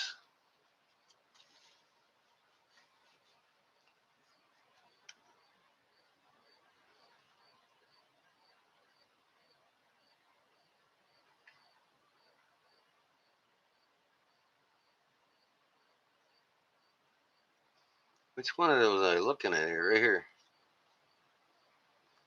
Case double X USA 1, 2, 3, 4, 5 dots. The same dating system was used in the 1980s. The difference is the lightning bolt S and the dots above the USA. So there probably was 10 dots, but this is the 1980s, and there's only 3 dots left. So this tells me 1987, 2 years after I graduated high school. Look at the shape of that thing. Never touched, never used, never scratched blade. 2159. 2 is the material, ebony. 1 is one blade. 59 is the model number, the Shark. LSSP, stainless steel. Lockback, stainless steel.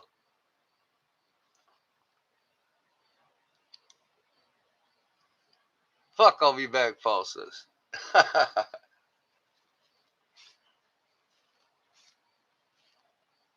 It's not an old one then.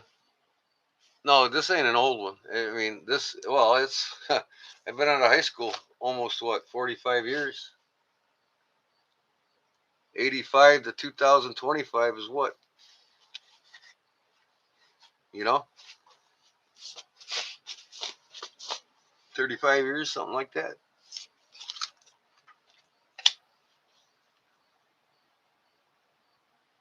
What did I put in the search, Mick? It says AKC Italian Stiletto, established 13-inch folding knife, stainless steel, made in Italy. I redid a 13-inch for a guy, and I got a video and a short, I think, of it. You'll see it. I put buffalo horn back on it like they did in the day when they were handmade in Italy. And he wasn't aware at the time when I did it like 4 years ago that its value, the condition with no scale on it, was worth $1,500. No, 700. I'm sorry. I put that scale on it, and I told him, and this is almost 5 years ago. I said, you get a $1,500 knife here now. So there's a lot of variables with the Italian knives and price, and maker, and you know what I mean. There's just like companies here. Cases are going to be more expensive and sought after more than well, I should say bluegrass cutlery is more sought after than case knives, unless they're case classics or 10 dots. Sorry, I meant Gordon. What? Put what I typed, Paul. What did you put in the search, Mick? Oh, okay, I got you. All right, so that's that one. And of course, my other one with the paperwork is my buck elk dagger, right? You all seen that one with the authenticity papers. I've got number 26, I think, out of only 250 made.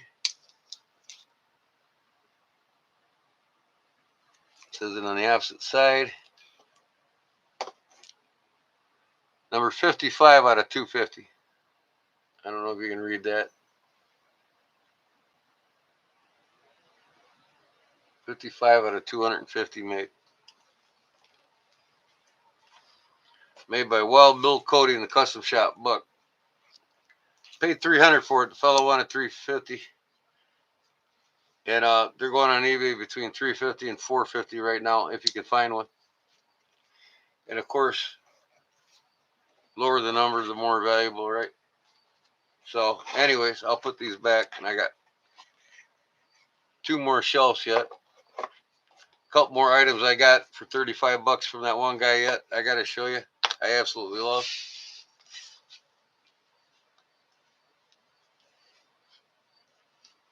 The same one, 1953 or 1953-54.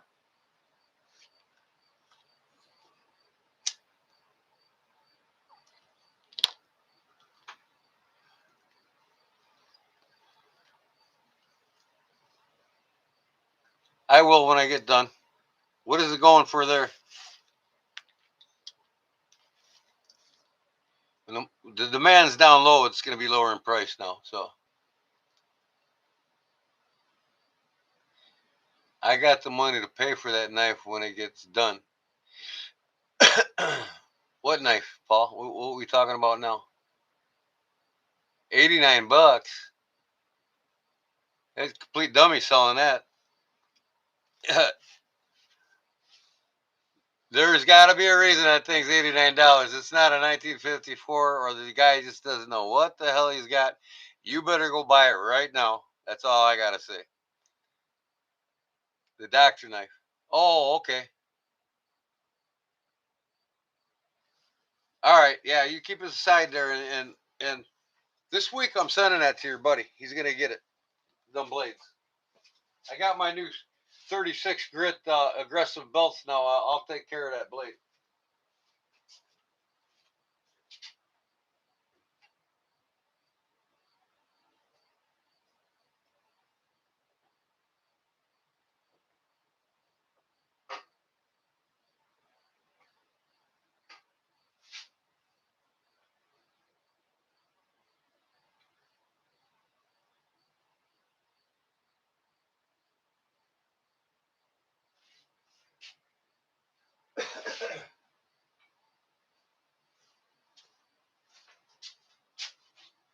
Now, this one is mine.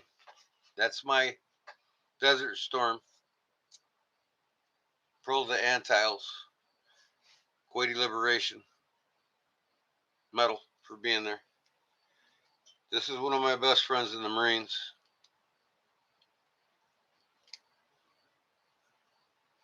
His girlfriend, he wasn't married.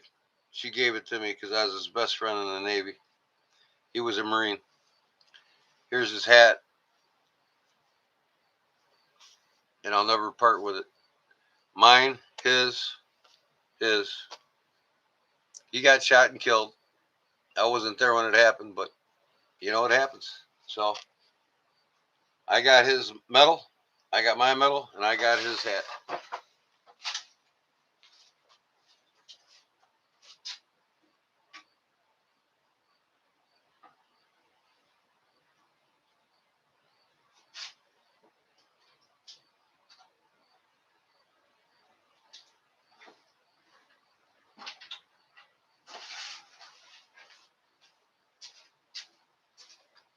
Okay.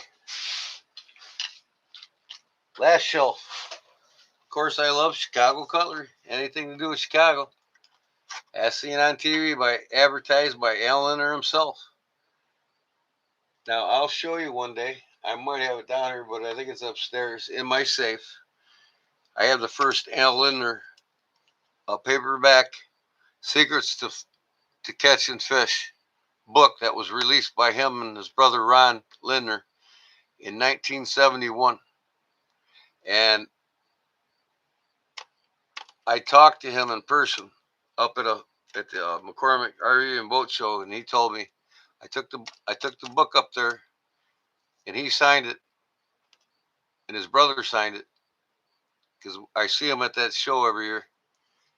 And he says, "Hold on to this book." He says, "It's the first one we ever put out before In Fisherman and all that shit." So I got it upstairs, and I'll show it to you soon. But this is one that he endorsed, the Traveler, Chicago Cutler. It's got a bass on there, and the boys in the boat fishing. It's the P25B. Now the Knife Doctor has the same exact knife, and he's got a couple of the other ones too, but he don't have it in this case. He just has it on its own, and this thing's in mint shape. Never used. The Traveler. Now it's just a slip joint. It's not a lockback. Chicago Cutler. Gotta love them, guys. So it's got a half stop, and I stop it halfway to put it in the case. But yeah, I got the case with it. Eat your heart out, Knife Doctor.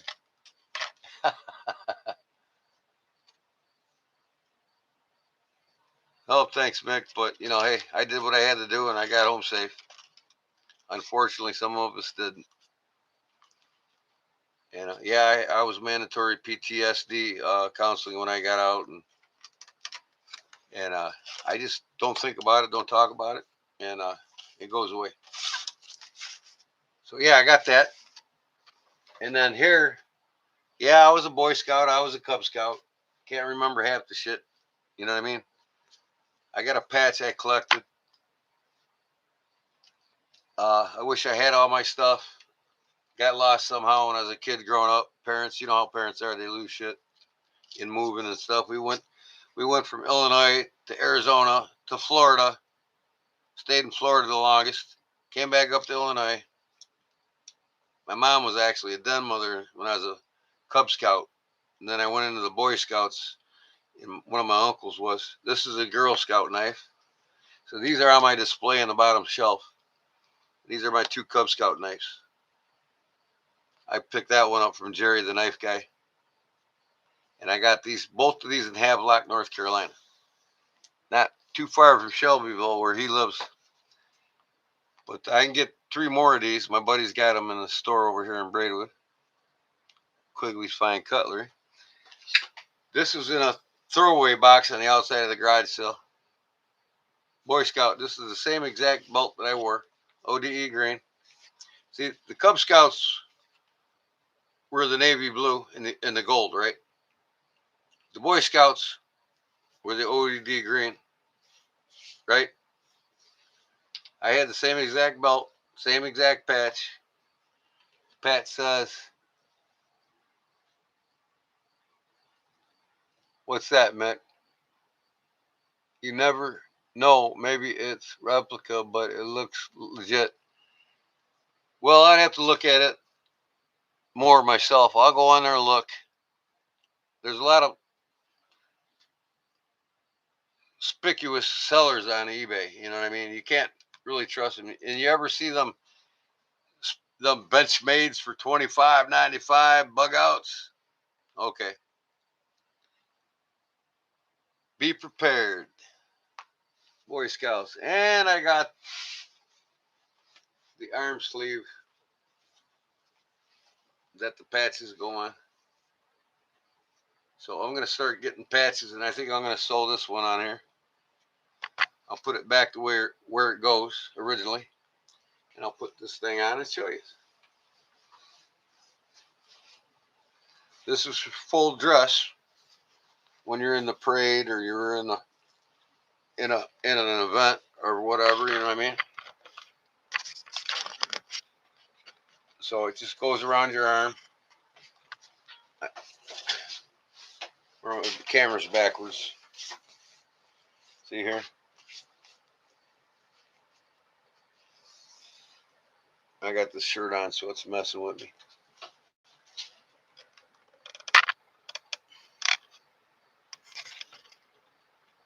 Anyways, yeah. So you all, that is my display stand for now. And when I get this wall knocked out here, I'm gonna take everything out and put it back in the way, what I really want in there. I might change a few things around, but pretty cool, huh? Why is it so close to me? I turn it around, but I probably lose the camera. Let me get this off. One of the totes I opened up on the outside of the garage sale, he said, "There's a mouse in there." And I said, "Yeah, there's a mouse in there." And he flings it. And the mother comes out, and there's two babies. I mean, they were just born probably a few days ago. I'm like, "Oh, man, come on." I says, we got to put this back together. Just tuck it under your tree, and they'll be gone. And, you know, one of your cats will get them anyway. And so we gathered them up, put them in there. But he threw the mother into the bushes. So I says, she'll smell them. She'll get back to them. Put them back in the ornament crap that she used to make the nest. So yeah, this is that for a slight markup. It's a real. It is. If it's real, Gordon, pick it up for me if you want. I can pay you if you want to. Yeah, I mean, I'll look at it, Paul, and I'll let you know. And yeah, I can help you out. You know what I mean? I can help you out, brother. I'm gonna put this back in there, and I am done with that cabinet. And what time is it? 3:45. Well, at 4 o'clock, I'm done, y'all.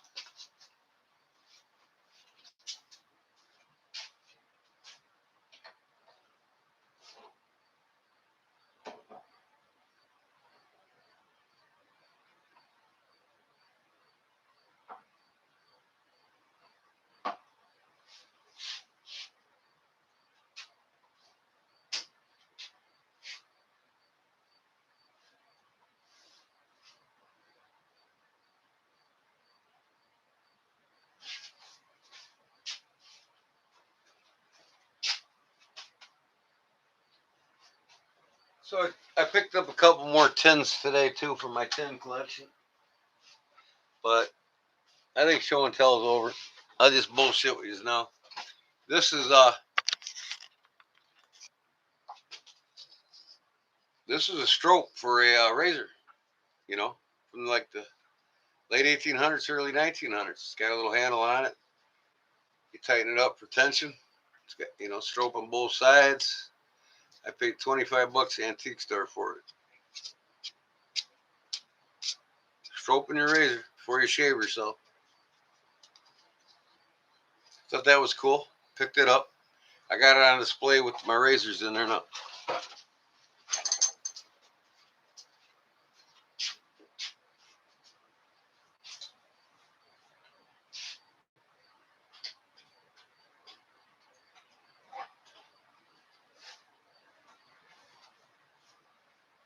Here's the two throw-ins. Hold on.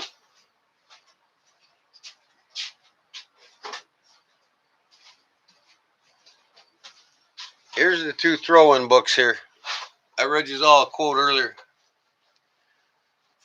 Anthology of Inspiration and Humor. And I want to see where this is wrote. Let me get the camera down on it for you all. If I lose you, then good night, y'all. But I don't think I will. The light's awful. This book belongs to, and it's kind of like a fake wood look. What's that say? Guide words. Okay. Yeah, guide words. The Anthology of Inspirational and Humor. I want to see who best wishes Norman Duty. It was lithographed by Braun Brumfield, Ann Arbor, Michigan, a subsidiary of Shaw Barton. Copyright 1971 by Marion C. Hunter, all rights reserved, for information address Shaw Barton Company, Coskeren, Ohio. Most of the illustrations and art guide works is reproduced from the woodcuts of Thomas Belwick, 1752 to 1828, and his school. It was under the influence of this talent craftsman that wood engraving flourished in England and in the 18th and the early 19th centuries. These woodcuts displays Bewick's skill, both of us engraver and on the artist. Pastoral charm of these illustrations reflect his profound love of the rural English countryside. They convey a nostalgic aura that is refreshingly different from slick modern illustrations and high-speed reproduction techniques. So, then the preface. Men and women from many lands, for many decades of centuries of different races, cultures, have written this collection. Poets, businessmen, presidents, and queens, generals, philosophers, religious leaders, educators, people of all walks of life are represented. There are many whose names have been forgotten and thus have been graduated to the vast ranks of the anonymous.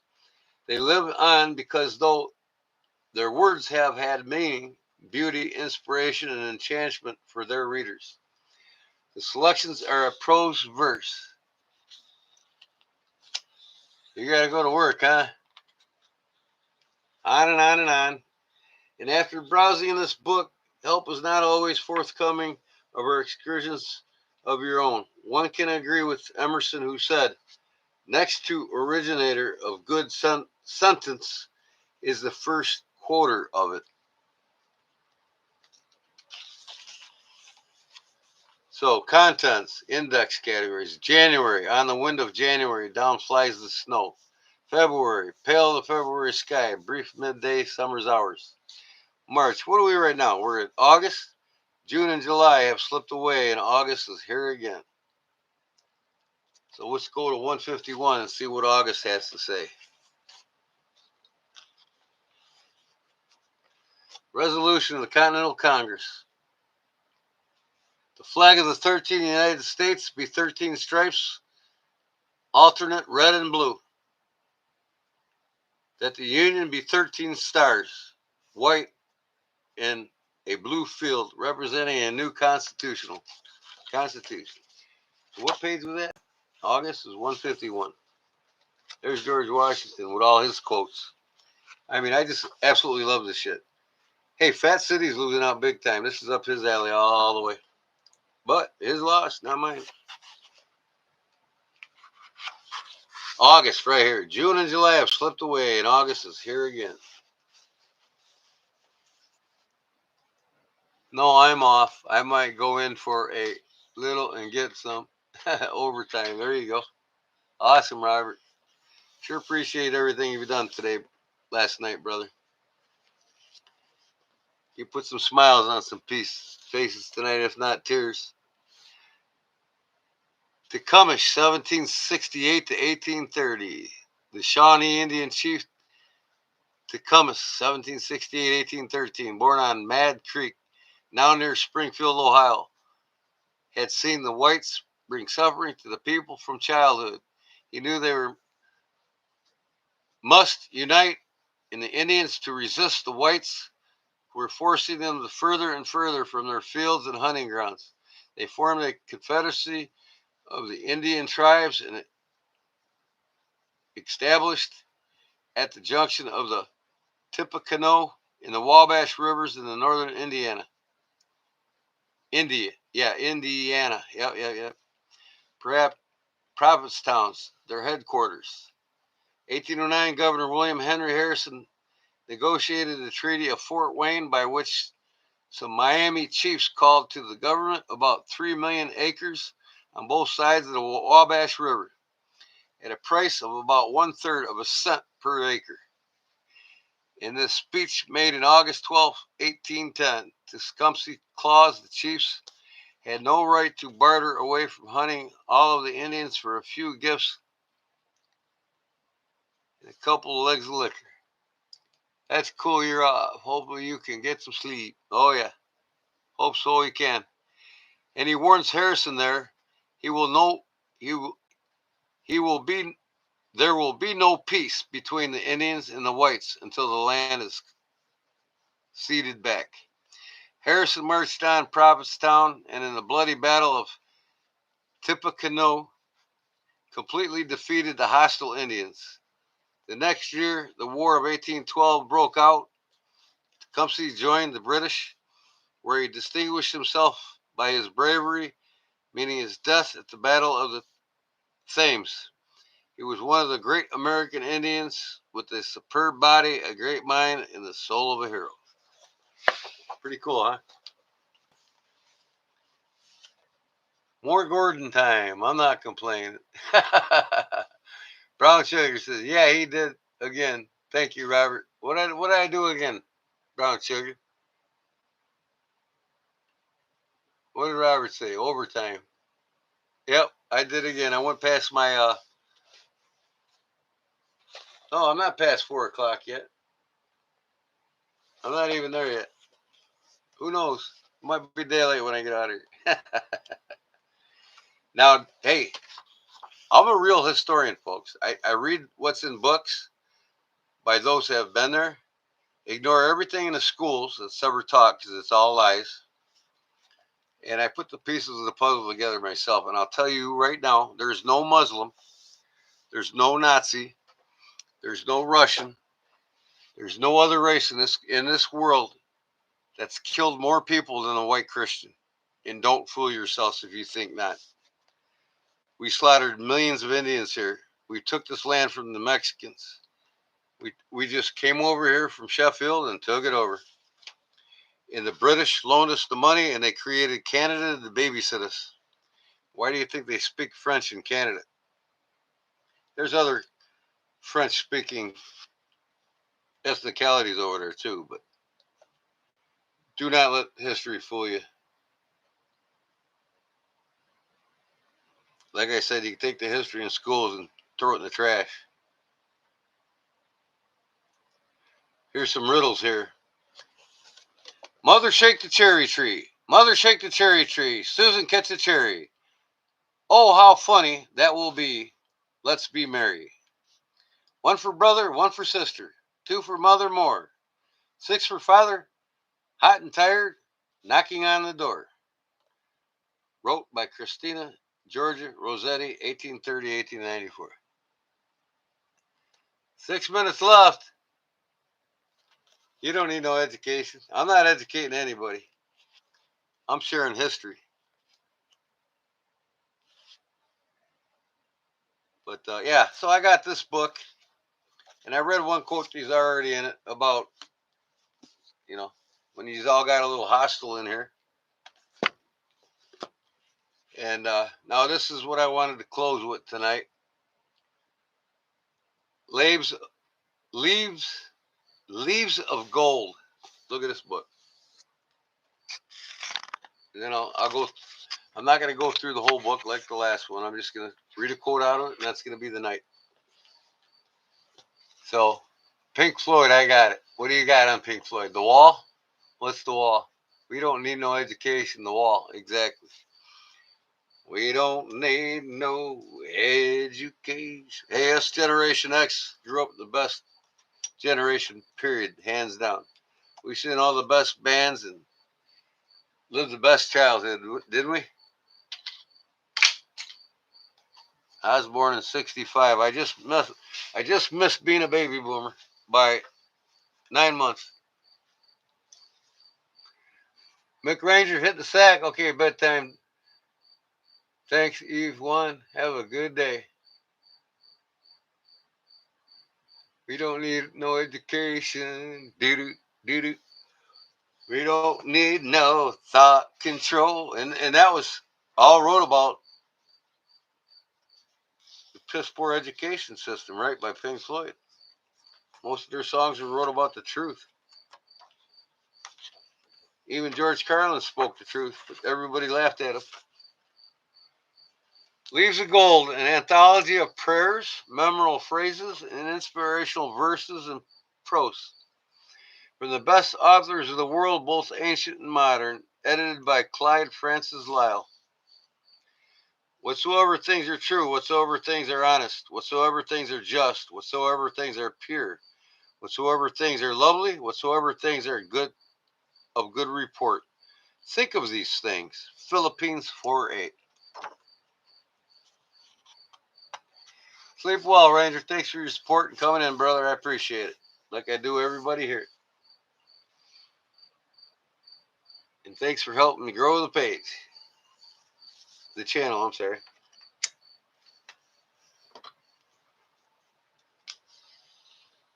I'm not going to read through the whole thing. I'm just going to look in fault finding, friendship. Tell me what you want to hear. I'm going to do one phrase and one phrase only from one section of this book. Action, adversity, age, analogies, appreciation, aspiration, beauty, the Bible, happiness, friendship, fault finding, faith, education, definitions, and courage. What do you want to hear? Oh, wait. Memory, immortality, home. I'll just pick one. There's too many. How about nature, guys? You know, knives and nature go hand in hand, right? Let's stick with that. Study nature is a contents of God, but it's all Christian. It's a Christian, anthology. Nature. Let's see what God has to say about nature. Page 109. And like I said, I'm not a type of religious person that will cram Christianity down your throats. I just got this book and I'm sharing it with you. And my favorite sayings in life, in the Christian world, is, "Dear Lord, help save me from your followers." Okay, if you know what I mean. So let me see, what's a good one? On every rose, commonplace. I think I already read that one. Flowers. Let's do one for Brown Sugar since he's here, okay? And that would be flowers, right? You pick out what you want. On every rose, flowers, commonplace, transcendency, the birth of the flowers, teachers, man, marvel, store off, Pentecost. All right. Now, so I'm not rambling on here. I'm just going to read one phrase.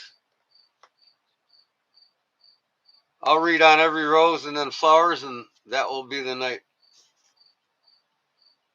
And I'll talk a little bit, 5-10 minutes before we go. Good night, Ed. Thanks, man. Appreciate it, brother.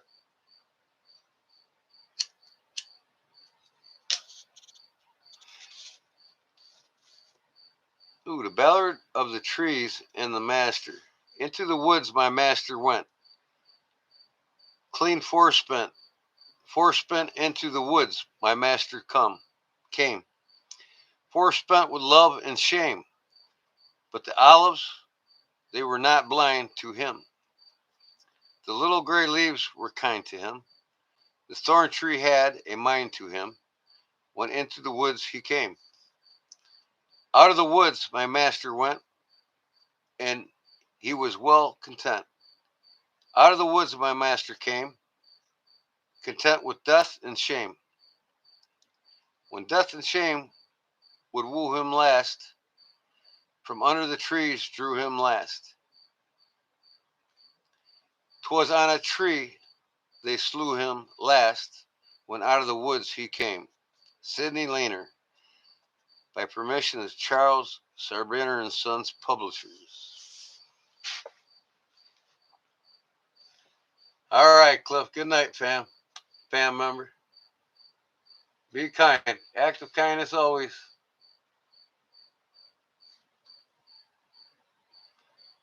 I'm saying it to everybody tonight. Everybody be kind. Have a blessed night and rest well. Thank you, Cliff. We'll see you again on the next one. You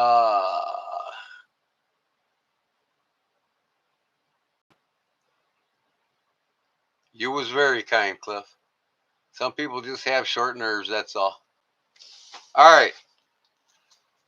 This one is for you, Brown Sugar. You ready? On every rose. First, let's read the first word. God's thoughts. The mountains are God's thoughts piled up. The ocean is God's thoughts spread out. The flowers are God's thoughts in bloom. The dewdrops are God's thoughts in pearls. Sam Jones. First poem. On every rose. And if you want to look this up, look up Joseph Mary Plunkett. Joseph Mary Plunkett. On every rose. I see his blood upon the rose, and in the stars the glory of his eyes. His body gleams amid eternal snows, his tears fall from the skies. I see his face in every flower, the thunder of the surging of the birds are but his voice, and caverned by his power. Rocks are his written words. All pathways by his feet are worn. His strong heart stirs an ever beating sea. His crown of thorns is twined with every thorn. His cross is every tree. Joseph Mary Plunkett. On every rose. Google on every rose.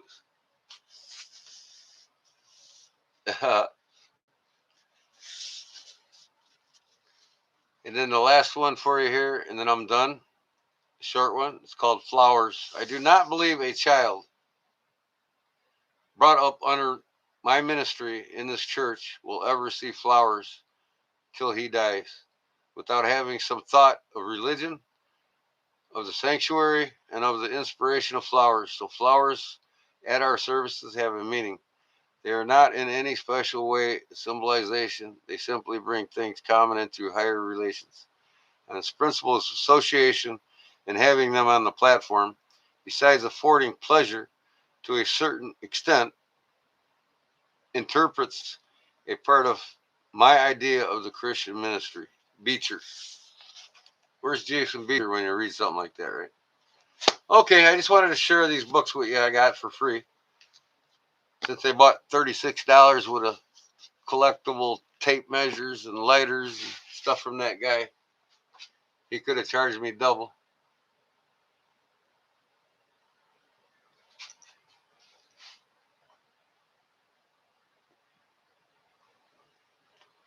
All right, let's leave it at that now. Okay, let's stop right now. That's the end of that. No more discussion. Let's talk about something, or I'll close her down.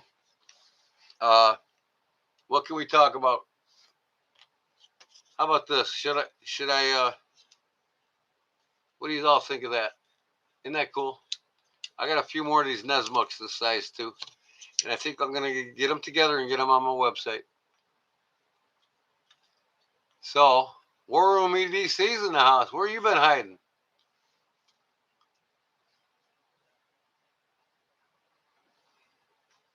Oh, hey, War Room EDC, what you doing up? You probably couldn't sleep like you, Brown Sugar. I'm just kidding. I'm gonna build a square knot for this.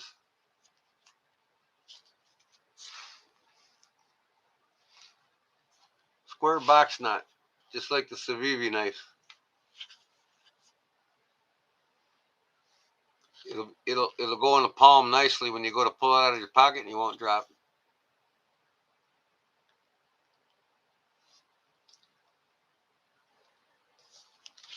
War Room's getting some claps. Well known in a lot of the live streams, right, War Room?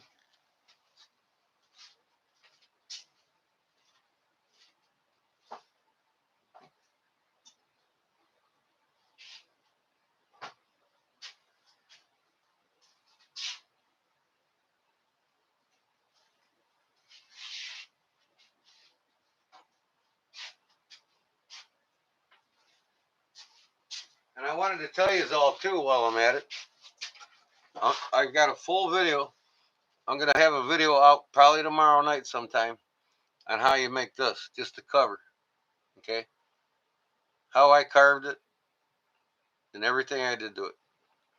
This is the acrylic white paint made for leather. And this is the actual Fiebing's dye here. And this is sprayed on. And then, this is all hand carved in here with the bevel tools. So you'll see how this is done completely in one video. And then the next video is going to be about cutting the other 3 pieces apart and stamping the back, because I'm going to stamp the back just like the original one here. And I'll probably do I'm going all out on it. This is for myself, so I'm going to hand carve the basket weave with the shadow effects and the 3D pull out. So when I go to sell it one day, it'll sell with both sheets for probably triple what I paid for the knife. It's a $230 knife, and I paid $106 for it. And I'll sell it probably for about $450 when both sheets are done, when I'm ready. Not right away. I'll probably be in my German collection for the next decade. Take pictures. Getting up to get my youngest ready for her first day of high school. Hey, congratulations, War Room. Kids now got a good babysitter. No, I'm just kidding, man. But no, the kids off to their final destination of indoctrination. No, but in their voyage to a great start in the world. That's what I like to say. And I'm sure she's pretty smart. She's gonna do well and get good grades, go to college, and make some good money. Congratulations. Yeah, take some pictures, man. That'd be cool. I got little quirks I put in there, but I don't mean nothing by them. Yep, it's always fun to see your kids grow up so fast, ain't it? It's like what happened to the childhood, right? Pre-teen, teen, then before you know it, they're drinking a beer with you at the bar one day, real soon. Believe me, 6 years will fly. I watched my ex's kids grow up from the age of 10 to age 21. But yeah, so I got a video that'll be released probably tomorrow on how just to do, just how to cut out shape and carve the front of a Bowie knife sheath, or any sheath for that matter, just different shapes, right? So when I got this, like I said, it's a damn left-handed sheath. I'm right-handed, like most, but I can put this on my left side and cross draw. But if I cross draw it, I have to grab it like this, so the blade's, in that position. But I'm fast enough, if I pull it out this way, I can flip knives pretty quick, when I got more room to do it. But I'd rather carry it on my right side, so this is becoming a right side sheath. See, it's a different direction. So I'm switching up this. This ain't gonna be them. They're gonna be in here, but over here, because this side you're supposed to do the Indian basket weave or whatever weave I'm gonna do on it with that turquoise lace I got. But yeah, and then there will be a full video that'll be a short version of all the longer videos in the sections that you can watch. Oh yeah, the older you get, faster times seems to fly by.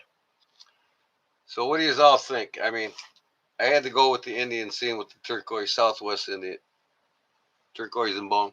By the way, that's my birthstone. December 7th is Pearl Harbor Day, my birthday, 1965. I call it Slap a Jab Day. Just kidding. But anyways, Turquoise and zirconia diamond is my birthstones. I got 2 of them. My high school ring, it has a zirconia diamond on it, and I still got it. It got stolen from me. Paul, get this. My class ring got stolen from me when I was on drugs. Imagine that, right? In my bedroom, the girl I was seeing, I don't know what you call that. Not really a healthy relationship, but in my unfortunate days, she stole my class ring, and she lives some town south of Pontiac. It's a 603 number, and it was gone. I lived on the river when I was doing drugs. I had an acre backyard right on the Kankakee River. I was hoping to set my mind straight, and then finds out I got dopehead neighbors all around me. They all lived out there, and I only lived there for about 4 months, and I had enough. I got the hell out of there. I met my ex fiance, and we didn't get married, thank God. Long story on that one, but and then God led me to the greatest love of my life that I'm with now. That I've been clean ever since I met her 22 or 23 years ago. We've been married 18 years, and I haven't touched any drugs since, other than a few beers here and there. And I quit drinking too. I only drink like a 6-pack, maybe a 12-pack now. My brother's got a bar, but every day I go into this bar, I drink Diet Dr. Pepper. When I'm in there, only a couple, and I go home. But as I was saying, hell, I don't know what I was saying. So yeah, this is my birthstone and bone, custom made, and I'm gonna wear this thing. I'm gonna wear it. It's hunting season now. I can wear it everywhere. But I'm not a dopehead. No, you're not, Paul. I used to be a dopehead. A lot of us used to be a dopehead. You know what I mean? I never touched methamphetamines and never touched heroin. You know, but I dabbled in other shit,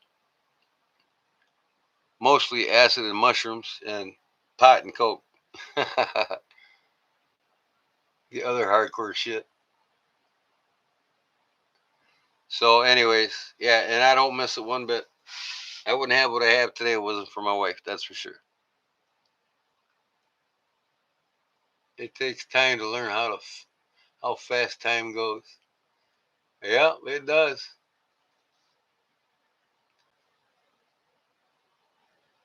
Yeah, we all did. A lot of us did when we were younger. And, a lot of movie stars, like 80% of the NBA, they're all on drugs. The more money people's got, look at Ozzy Osbourne. One thing you got to give credit towards is Ted Nugent. He never did drugs in his life, never even smoked a cigarette.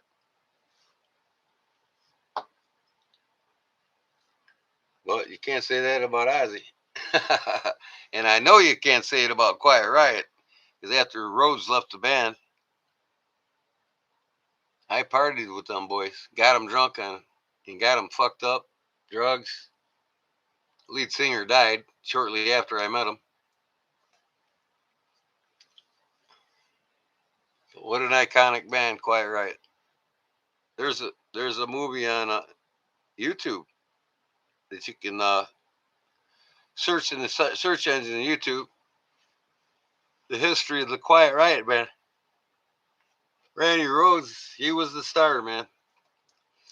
Lot of bickering, not hate, but they Eddie Van Halen had the show. Think that he still had that narcissistic persona about him, thinking that he was better than Randy Rhodes. And Randy Rhodes taught theory. Randy Rhodes, when he was 12 years old, his guitar instructor that's been doing it for 40 years called up his mother and says, "Ma'am," he says, "I can't teach your son anymore. I'm sorry." She says, "Well, why is that?" He says, "He's teaching me now. I can't teach him nothing anymore. He's beyond me teaching him." And he was only 12 years old. This guy's been doing guitar lessons for 40 years. Calls his mother and tells her that. So Randy Rhoads knew theory guitar playing inside out. Randy and Eddie Van Halen learned by ear, by feel. He didn't know a lick about theory, and and he's got this narcissistic persona that he was better than him, and that Randy was copying all his shit. No, he wasn't. No, he wasn't.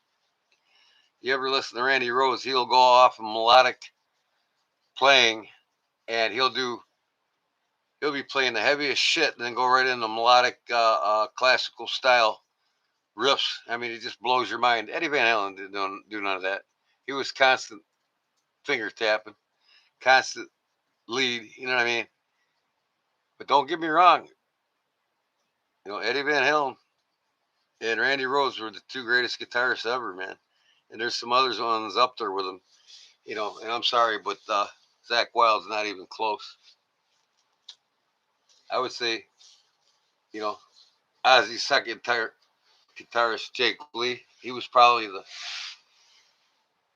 second best to Randy Rhoads out of all four guitarists Randy or Ozzy had. Yeah, he was classically trained, and his instructor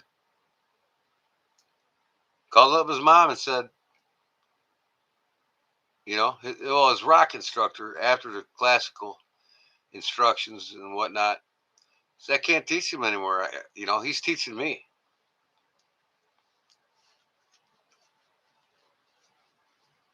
Oh yeah, Robert. By far one of the greatest musical minds in the guitar world. And that's why I love playing his music on the guitar, because every time I play his runs and his riffs, I just feel Randy Rhoads in me. You know what I mean? And really playing that guitar is like Robert Johnson once said in the Crossroads down in the Mississippi Delta.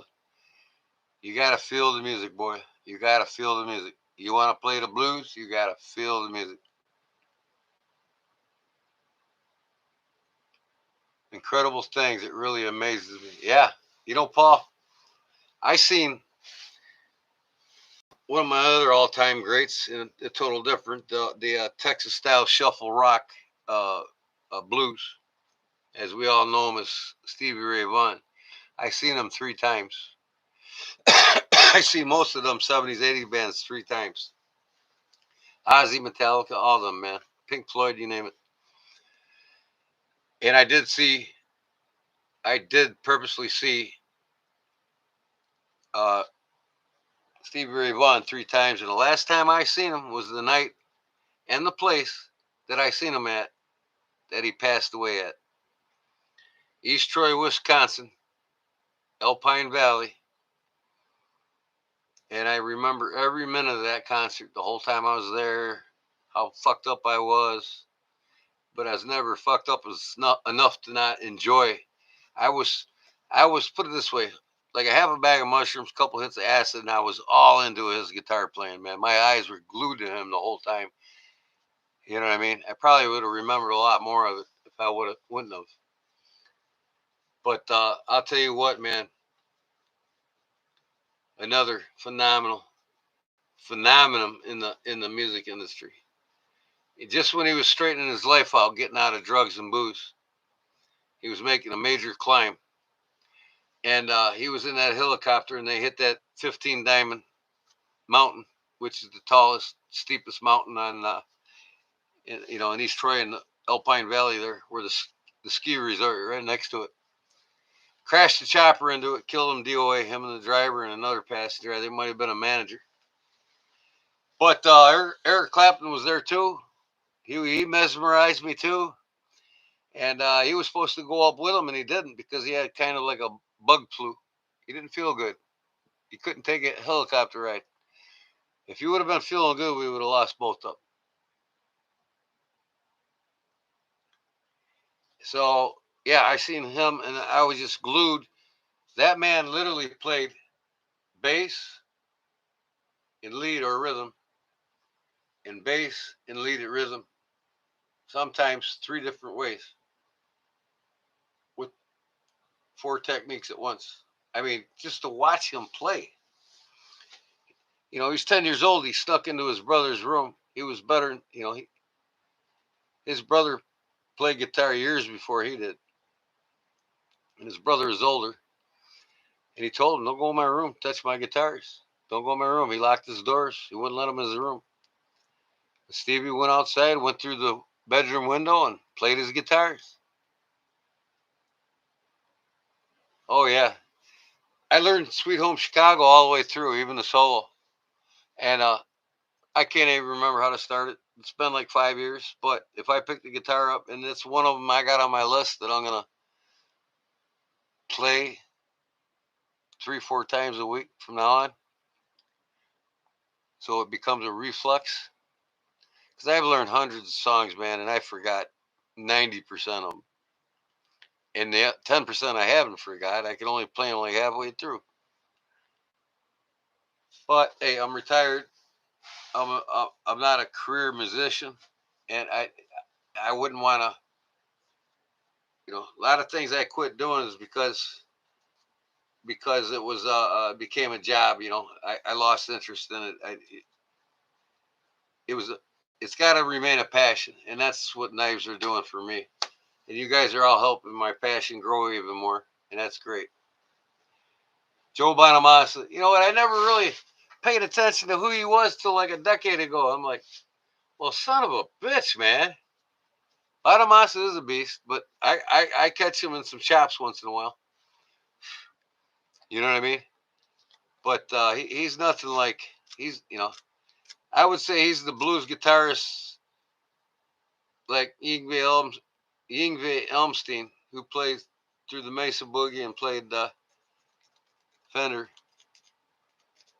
You know, uh, not Fender, but Ibanez. Hell of a chopper, hell of a guitarist. I mean, one of the fastest in the heavy metal music. But man, he's got some chops in there to make me shake my head too. And then you find Joe Satriani. He taught Steve Vai. He was his biggest protege, Steve Vai's. And he also taught Kirk Hammett from Metallica. Todd's out of gas. Still going, I see. Yeah. Well, hey, it's always a daylighter for me now lately. I don't know why, but you know, hey, I'm retired. I can, right?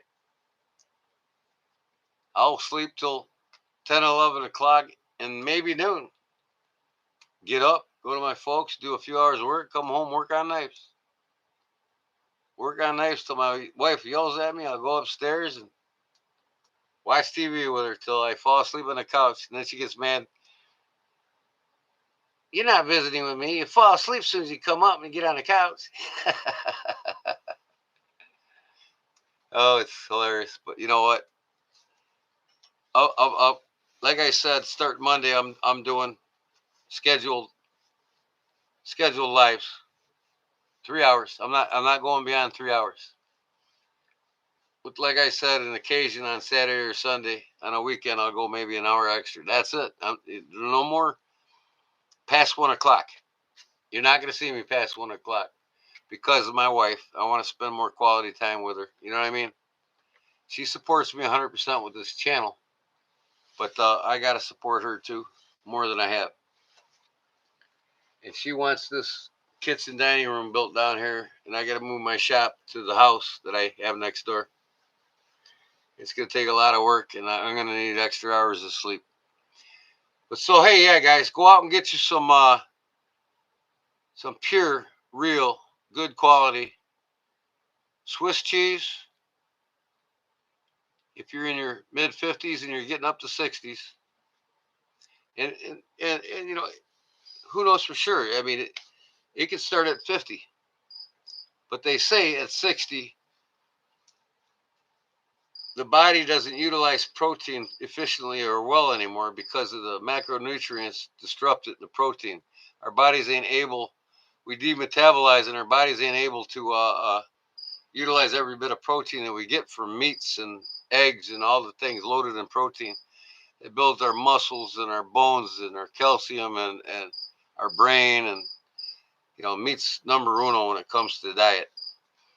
Now, as you get older, like I said, you can't absorb them proteins. They get your metabolism gets demetabolized, and your body just doesn't utilize it unless you got supplemental foods that help it thrive well past your 60s. And that's, like I said, look this up too, guys, to get more info on it.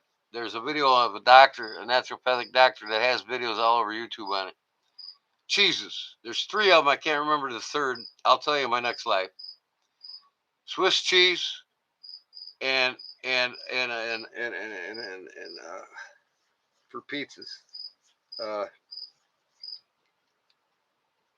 you know what I'm talking about, the ball of cheese. But get them 2 cheeses. Parmesan. Get the pure, good, real Parmesan. Don't get no processed shit. If it comes in a ball, you think it's pure, real. It's not. It's processed crap. I got the Yucca app, and it tells me everything about everything I pick up on my phone. So Todd says, listen to Les Paul play if you want to see playing. Well, yeah, now you're talking about a different genre era of music that actually influenced a lot of the guitarists today. You know what I mean?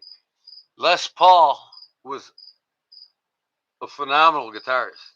He's got some chops in there too that I don't agree with that he throws in. And so does Roy Clark. I'm not really big on his music either. But you want pure chicken picking, which was invented by this man, basically, and pure country looking. I'll tell you what, it's hard to beat Chet Atkins and Jerry Reed.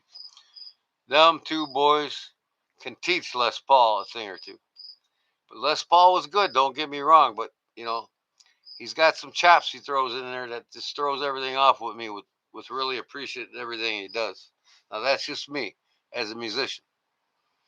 Now, like I said, same with Yngwie Malmsteen. Chops in there. Joe Bonamassa. Chops in there. I call them guys choppies. But man, other than that, their technique's just phenomenal, and their speed is just unreal, and you know, their innovation's unreal. Maybe they purposely put them chops in there. Who knows? They like to break it up, mix it up, whatever. But the greatest guitarist of my lifetime, I would say, Jerry Reed and Chet Atkins, without a doubt, without choppiness, with just pure adrenaline. I mean, you listen to Roy Clark, everything sounds the same. He's got the same chops for every song he does. Derek Trucks, another one, yeah. Now, I haven't listened to Derek Trucks enough. Hell, I can't even remember what band he was in. That's how much I listened to him. So I can't say nothing about Derek Trucks. But alive today, I would say Keith Urban gives him a run for his money.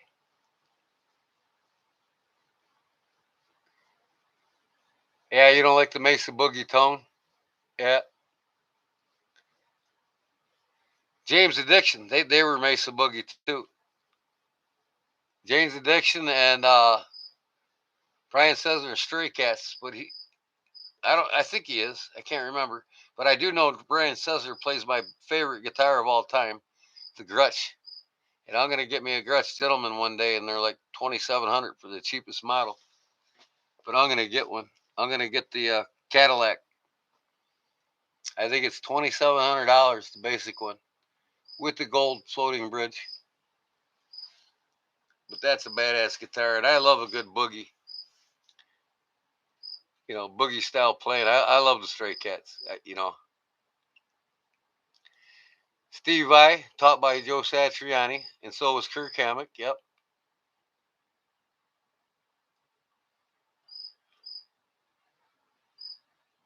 I had that guitar. I had the 7-string Jum, and I had what Satriani taught him on. It was the silver 550 Roadstar Ibanez, both of them. I had both guitars and let them slip through my fingers. I traded the 750, no, the 550. I'm sorry, that Satriani taught Steve Vai on, taught him with. I mean, and Kirk Hammett too. I had that guitar in the chrome like he had, and I let it slip through my fingers for a 12 string. I traded it straight up for a 12 string Takamine acoustic guitar. Played that for a few years and then I got rid of it. I don't know why.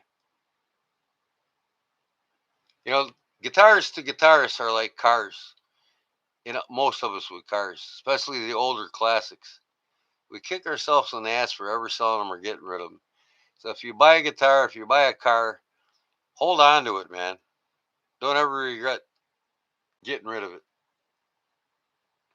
Even if you gotta store it somewhere. I got several guitars upstairs stored that I haven't touched in 10 years. You gotta love a good Martin, man. It's some of the finest handmade guitars in the world. I've got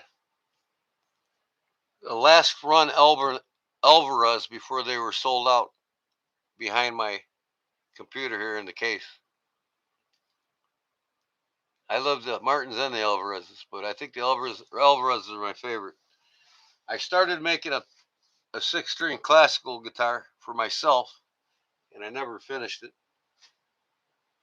And I want to get back on it. I got the neck built, the headstocks on it. The tuning peg holes are all put in the headstock.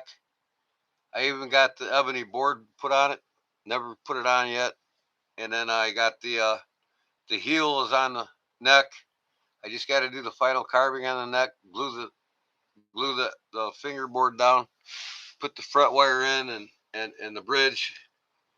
You know, I'm gonna put bone bridge in it, and I've got my benders that I made for making the body.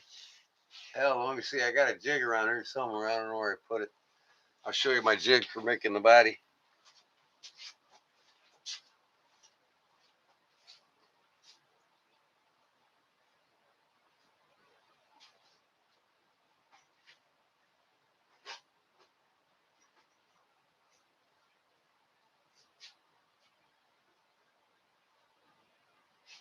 Well, it was up on my wall. I can't seem to find the damn thing.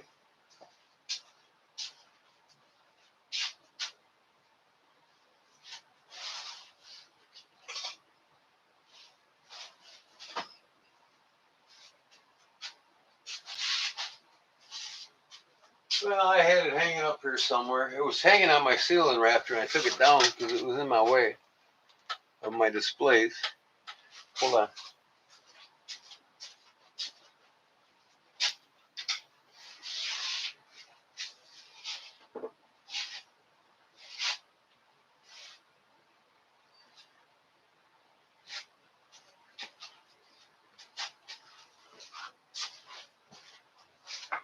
Yeah, after Stevie Ray Vaughan died, I made this guitar.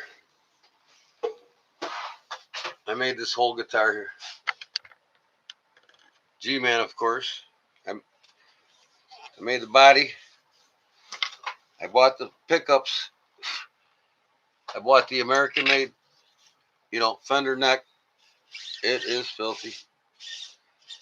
These pickups, and I built this after Stevie, the week or two after he died, I had to build one similar to his. So this is my Fender Stratocat that I made with the whammy. And I better do something with it because it's still tight. It's so new. I haven't played it much. But now these pickups to me are special because these were the last run of pickups made by the woman that worked for Fender in the custom shop for Fender. They're called Custom 65s. They're hand wound pickups, and this gal worked there for 55 years, and she retired. And I got the last run she made right here. And these are 55s, no 65s. I'm sorry, 65 custom shop single coil pickups from Fender. They cost me like $238, probably 20 years ago. So I made the body and I made it look like marble. I made the whole thing. I got me a custom plate on the bottom there. Limited edition 01, made by me. Never did put a guard plate on that. But I've played it a lot. I love it. So I've made several guitars. I got a cigar box guitar up there I started. I want to get that thing going. I got a guy that actually has a YouTube channel. I contacted him. You can see his channel. I can't even remember his damn name, so I'm gonna have to go on my list, my friends list, and find him. But he makes single coil pickups with only four, you know, four magnets, four pickups, and a single coil pickup for the guitar box. They had them three strings and four. So I don't know. I got a pick around here.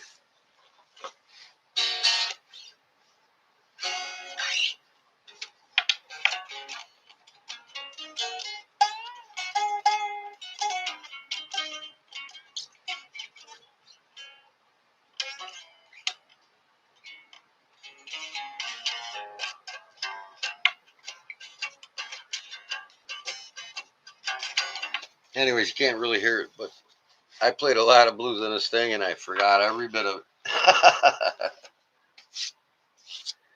So yeah, this is my tribute to Stevie Ray for myself. He had his initials on here like me. That's why I did it like that, G-Man. And that's over a decade old, guys. Well, more than a decade. How long has Stevie Ray Vaughan been gone? Since what, 97? Hell, probably almost 3 decades. I built this thing. Official Fender parts all the way around. Here we go. I'm not gonna play for you though. I got the battle axe right there.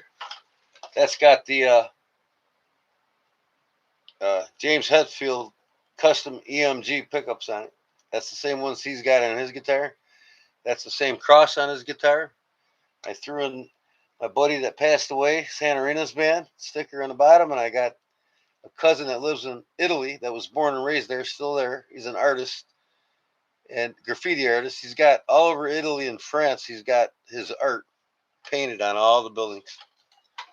So my first cousin's son, she lived over there 40 years. She was a model over there, and she married an Italian guy and had 2 Italian children.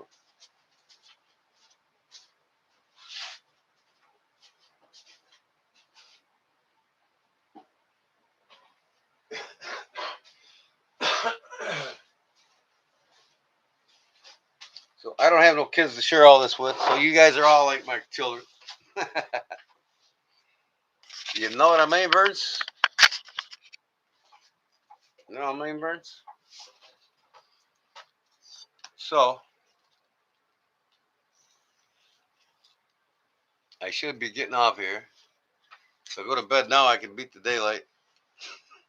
But I never do. Here we go. Paul was hoping I'd play that guitar. Let me get the other dusty one out.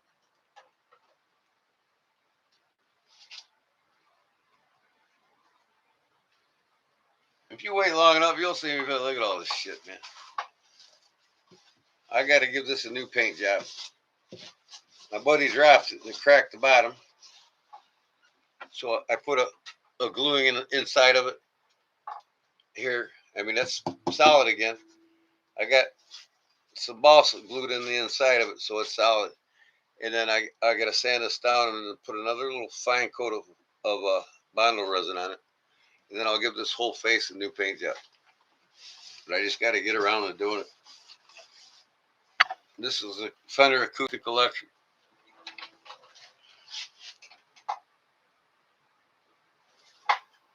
Fender Sonara. And these are guitar picks that I made out of leather. If you've got a guitar and you want this, I can make one in about 10 minutes. I'll send you one. But you got to be a member. Members only perk. Let me show you how I make it.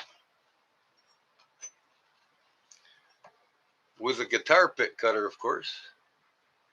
Cuts it right out the bottom. Cut that leather. I'll show you real quick after I do a little flicking. Thing's probably out of tune. I don't care. Not bad.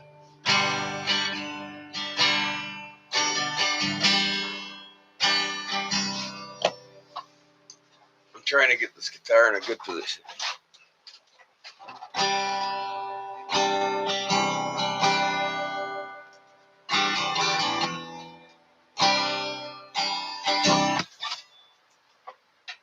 Hell, little tune up. I never did get good at tuning guitars by ear. I mean, I could, but I don't care. Let's see if I can get this thing. The button broke on this. I got to put a pair of tweezers in it to start it. My tight ass. I'll find one. I got another tuner. I got two of them in that box over there. I never get them out. But I like the one that goes on the neck here.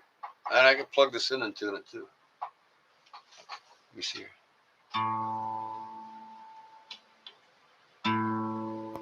What is that? A? That's a fucking A, man. A. Fucking A, man. Canadian talk. Oh, here we go. I was hitting the A string, that's why. A little sharp.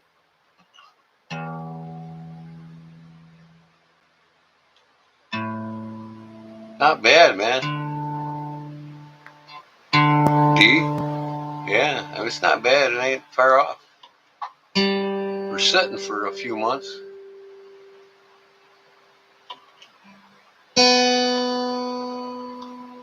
Everything's a little bit sharp. That's all. E's right on.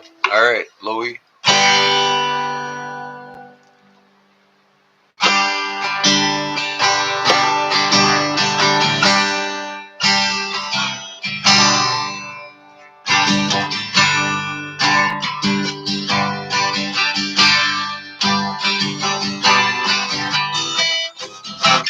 Long nails. I gotta cut my fingernails.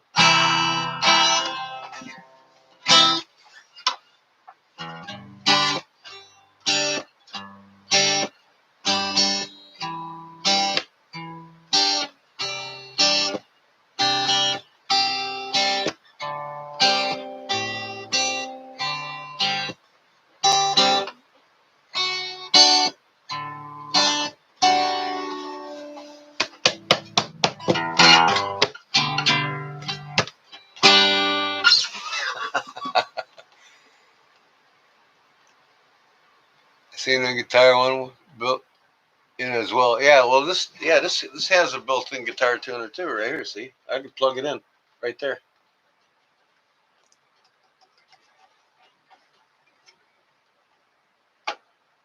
You know, it's a Fender. What do you expect?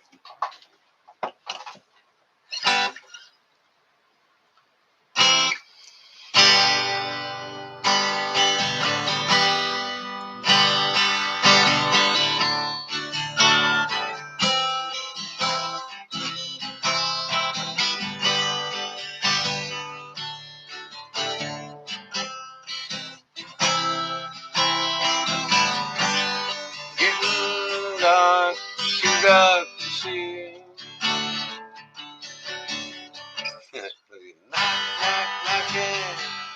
Knocking on the heaven's door. Knocking on the door. Mama, take these guns away. I can't even remember how to sing and play this thing. I can't shoot them anymore. Mama, it's getting too dark to see. Feels like I'm knocking heaven. I can't even remember the damn words to it. And then it's, Mama, take these guns away from me, 'cause I can't shoot them anymore.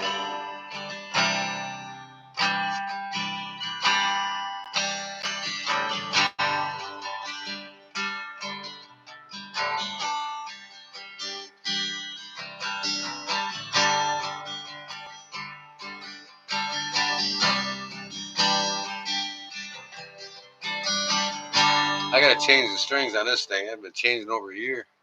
I don't play it enough to really bang the shit out of it.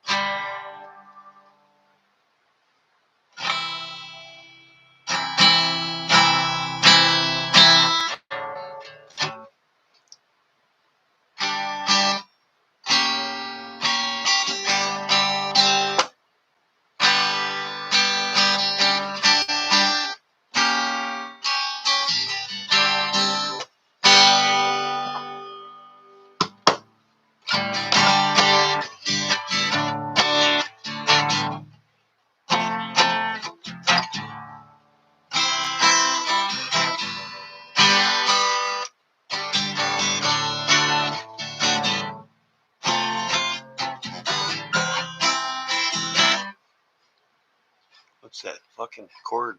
Oh, C major, 7th minor, or whatever the fuck they call it.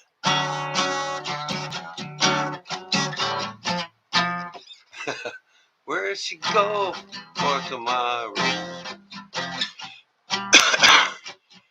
Where'd she go with the flask I found?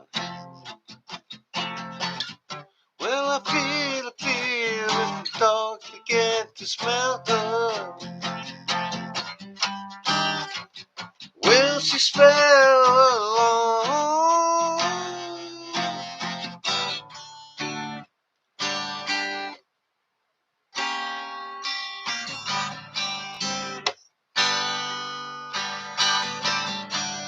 Yep.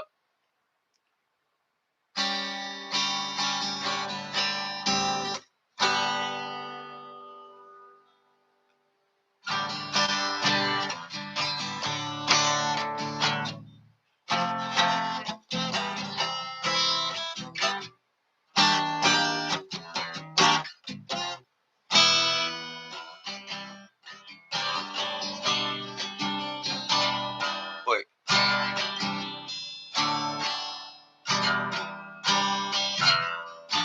Where am I at here?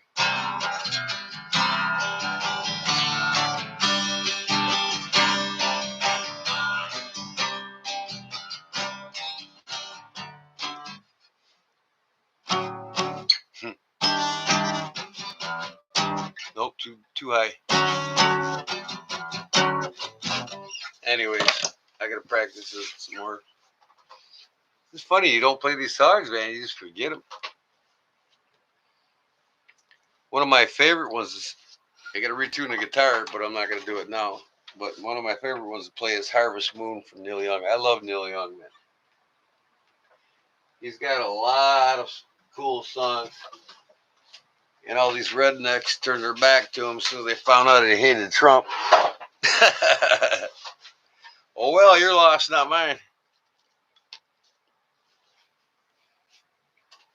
I can't say hillbilly because I'm a hillbilly. But yeah, I don't live in a broke red state either.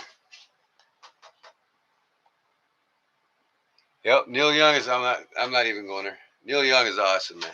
He just, I mean, how could you not love his songs? I used to play his top three. Oh man, take a look at my life. I'm a lot like you. And what's the other one? The Dragon. Yep, he is awesome. I got a vinyl collection upstairs. I probably got as many vinyl records as I do knives, over 1,000. And I got a room dedicated for him. I even got a early 1900 stand up, crank up player for the 70s, 77 albums. I've got all the classicals for Beethoven, the Al Jolson. So I listened to a lot of music and even rap when I was younger. I mean, and I still like some of the greats of the younger era, earlier decades. I think Snoop Dogg, he cracks me up. And how can you not love his music? And then Tupac. I mean, I just used to love all his stuff, man. And I quit doing drugs. That was it. I don't even really listen to rap anymore. But I can get into the groove and swing with the best of them down with the homies when I need to, man. I lived on the east side of Joliet, and I was the only white boy in the hood. And I played on the ball court with them every weekend. Because I'm 6'4", 6'5", you know what I mean? And I became good buds with the hood. I mean, we just loved each other. We watched out for each other. Like I said, acts of kindness get you a long way. And everybody wants to be treated the same. When you give them that punk ass attitude or that, that Yankee attitude or that rebel attitude or that Klan attitude or whatever attitude you give them, they know it right away. You just don't go there, man. you get to know them. You get to know them for who they are, and they get to know you for who you are. And we all became buds, man. They watched my back. My mom wouldn't come to my house without the windows rolled up. And I was in a bad neighborhood. I swear to God, I was the only white person in the hood. But a few of the boys in the hood knew who I was, and they respected me, and word grew fast. Word grew fast, and they all loved me. We played ball every weekend. And the ball court is right across the street from my house. My buddy bought a house there, and he paid, what was it, $7,000 for it. It was almost nearly gutted house. You know, it was like 2,200 square foot. And I lived there for free while I was there for a year and a half. All I had to do was finish it, right? So I finished the whole house. Did all the drywall. It took me about 6 months to do the drywall, but I'm going to work too. You know, I'm coming home and doing this. So, and even some parts of the other bad neighborhoods in Chicago, South Side of Chicago. You know, you got the Mexicans, the blacks, and some of the really trashy whites. You know, like the Polish. You know, and they all don't get along. I mean, they got their own sections, and they know who's where. You know what I mean? So it's like, man, racism. You're not born a racist. You're created to be that way. And I can see growing up, you're influenced heavily by, you know, how that outcome is based on where you live and what your parents been through. So, you know, we're all born to love each other, and it's just sad we don't constantly, you know. So the devil's in all of us, you know. I don't want to talk religion, but you know, hey. So yeah, and some of the bad neighborhoods South Side, man, they know me there too. I mean, I've been all around Chicago. I've been all over the east side of Joliet, Chicago, Naperville, all the suburban towns. I got a lot of homies, man, in a lot of the towns. And down here, there's a bikers group called the Outlaws, and they were every bit of like Hell's Angels. You know what I mean? They were badasses of the badasses. The Outlaws are the badasses in the state of Illinois, and in fact, in the whole Midwest. You don't mess with the Outlaws. And Danny Boy Walters was a big charter member in the Outlaws. And his best friend, one of my best friends, was his stepson. I literally seen this guy shoot somebody next to me because he was messing with me. You know what I mean? So I grew up kind of rough when I was younger, and I seen a lot of things, met a lot of people I shouldn't have, but they all got to love me. Gonzo, I always used to say, I'm not racist. I hate everybody. No, it's not about that. It's just I hate nobody. I love everybody until they give me a reason to hate them. You know what I mean? If somebody gives me a reason to hate them, I don't really even hate them. I forgive them, but I move on. If you know what I mean. Don't talk about them. Don't go around them. Don't care about them. And that's my way of them giving me a reason not to like them. I just don't associate with them. I set all the mean aside and accept all the pleasant. We're all one race, the human race. Never forget that.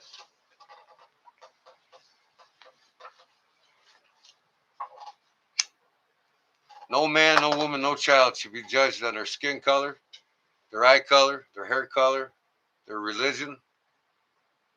Accept all God's children. That's all you got to do.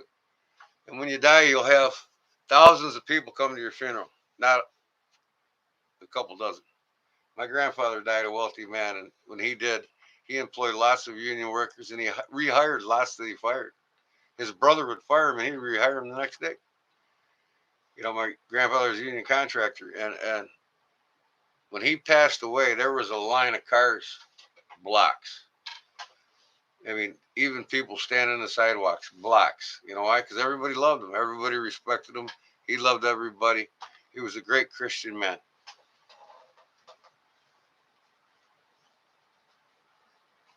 Just expired, about to get it. YouTube. What's that?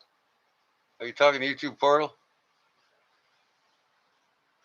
You're just messing around. I know you are, Gonzo. Good person to everyone I come in contact with. And I believe most of you all are. You know what I mean? And that's what I want here. You know what I mean? I'm not the best YouTuber. I'm trying to be a great YouTuber, uh, host. You know what I mean? And I'm learning and getting better at it. And I'm losing more and more sleep. And but yeah, I'm getting on a schedule here, starting Monday. All right, and I'm gonna have my mods say, "Well, everyone, it's time to say goodnight." If you know what I mean. Start having my mods advertise for me. They get even more perks from me. Paul, man, you're just ringing it in, brother. I think between you and Brown Sugar, you guys got her licked. You just don't want anybody else to join my life. He's got a nice little collection coming from you. That's for sure. Or not coming, but already have. You got that koozie holder, right? At, or was that Paul? Was that Charlie Cook? I can't remember. You got probably half a dozen things from me already. I know that. And I know YouTube's getting there to half a dozen. Brown Sugar's getting there to half a dozen.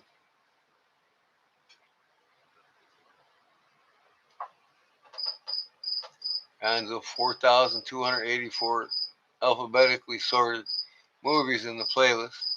Think is all up to the weekly, monthly movies go out of rotation. So Juan, you're basically into that, huh? YouTube music portal. You're all about the music. I mean, where did you get the YouTube? Oh, okay, I know what you mean now. YouTube music portal. You have a portal on YouTube. I got you. I'm like, wait, you're not affiliated with YouTube, but you are. You're part of YouTube. So am I. That's a cool name, by the way.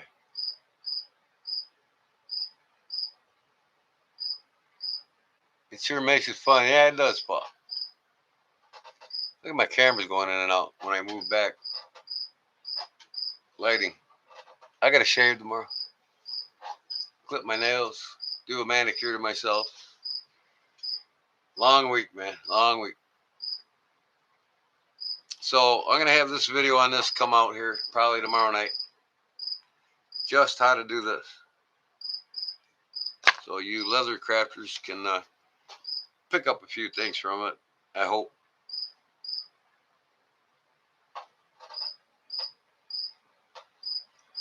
John is renounced John, I think. Okay. I know Jon is usually one.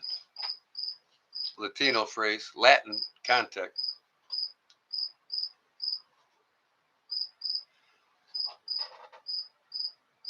Ganzo's Latin context, am I wrong? Well, everything in the English language is Latin context if you think about it.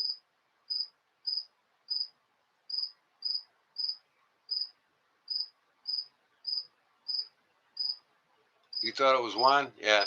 Juan is, yeah, Jaun, not Jon. John is like a French spelling. Jon. Pronounced John, right? Or Jean. I know what my middle name is in French. Gordon James Holman.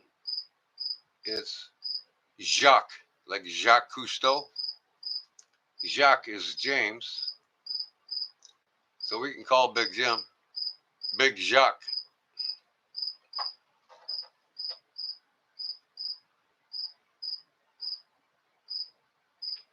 That's what Marco calls you.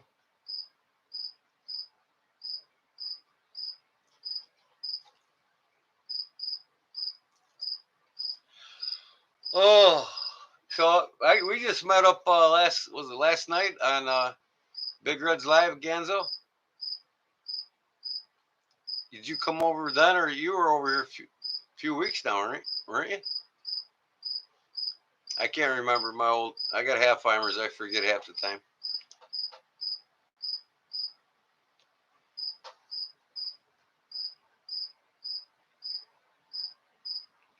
Oh, he told me he was whining alive to mess with him. Cricket.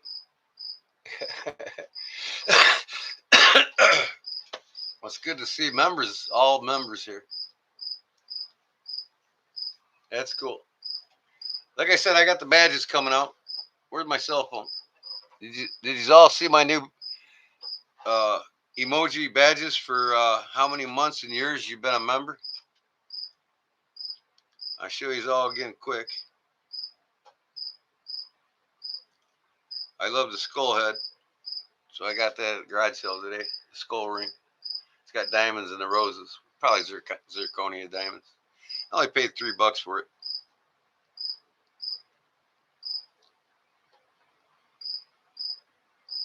Here's the side view. It kind of looks mean, man.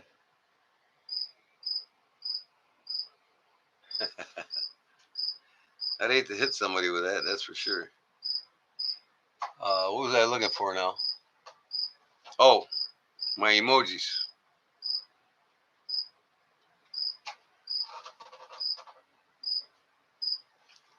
Here's my emojis I'm working on. Here's the first membership, or first up to 3 months. You'll have just a plain skull. The next, from four to from what is it, 4 to 6 months, you're gonna have that one with a little bit of lightning bolt and brains coming out of the skull. The next one is that one with the flames, the brains, and the lightning bolts. I don't know if you see it better if I get closer.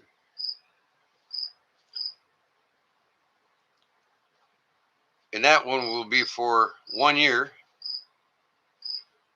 And this next one will be 18 months.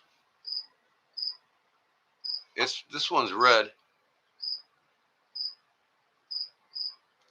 That one's, man, I wish I could show the picture better. The color better. That one's orange. See, it's better when I go closer. Orange. That's 18 months. That one's 2 years. The red devil.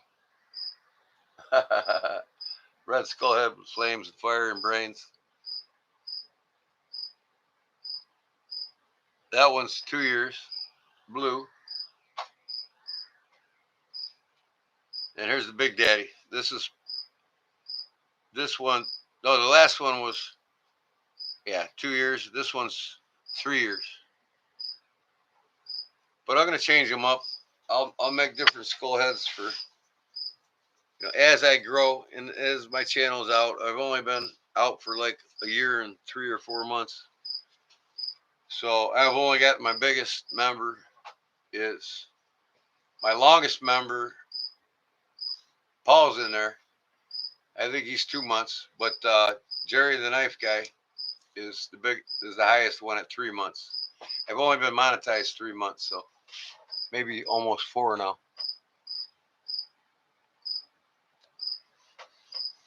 Playlist of nothing but official licensed movies. I got you. By the respective movie studios, Kodiak Edge, Bladesmith, but I just found a way to alphabetize them. Oh, that's cool. Man, I bet you're busy with that. That's for sure. There's a lot to go on with that music. But I wanted to show you this real quick.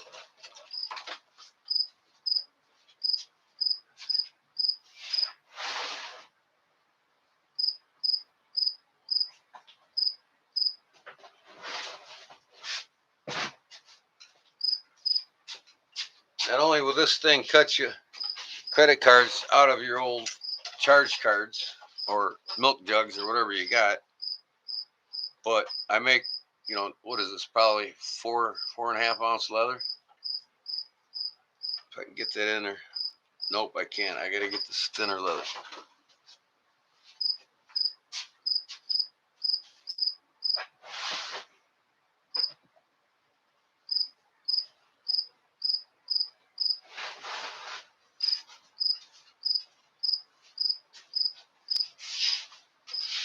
This is like 2.5 ounce bed stand. That'll fit in there. Let me turn the camera down here.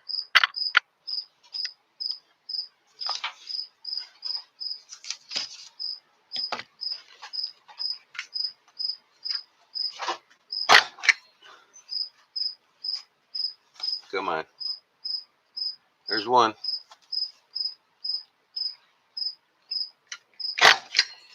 You can see where I cut them out, see?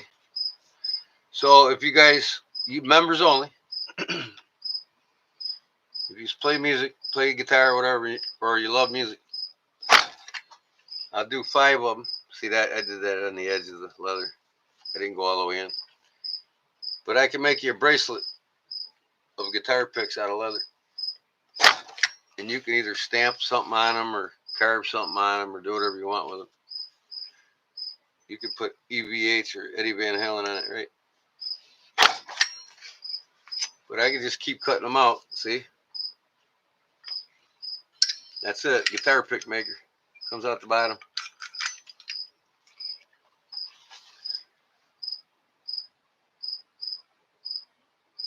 Yeah, a lot of time and effort for sure. Okay, guys. It's past 5 now, and I got to get to bed. I can see the sun coming up, and I'm going to do it to it. And I appreciate you all being here. I could talk music with you all night, but we'll do it again on the next one. And I'm going to get some shit done this week, so you probably won't see me till Wednesday night live. And Wednesday, Friday, and Sunday. By Sunday, I should have 3,000 subs. But I got to do 3 days this week now, so I can get my 3,000 and then put up a warning for this big 3K giveaway a week later, and it'll be notified. You'll all be notified if you ring the bell, because I'm going to post that right away. All the members, all the subscribers will know.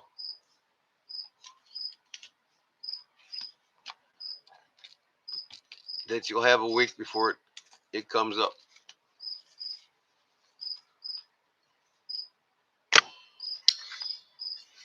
So, yep.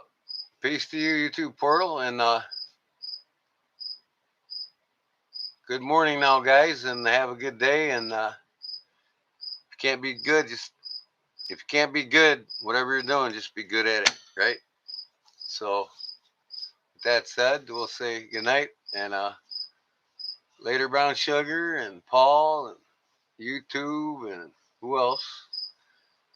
Ganzo, and I think that's it. Robert Jones, even. Thank you much, and I tell you what, Robert Jones, I really do appreciate everything you've done so far, and it's going to be a great giveaway coming up.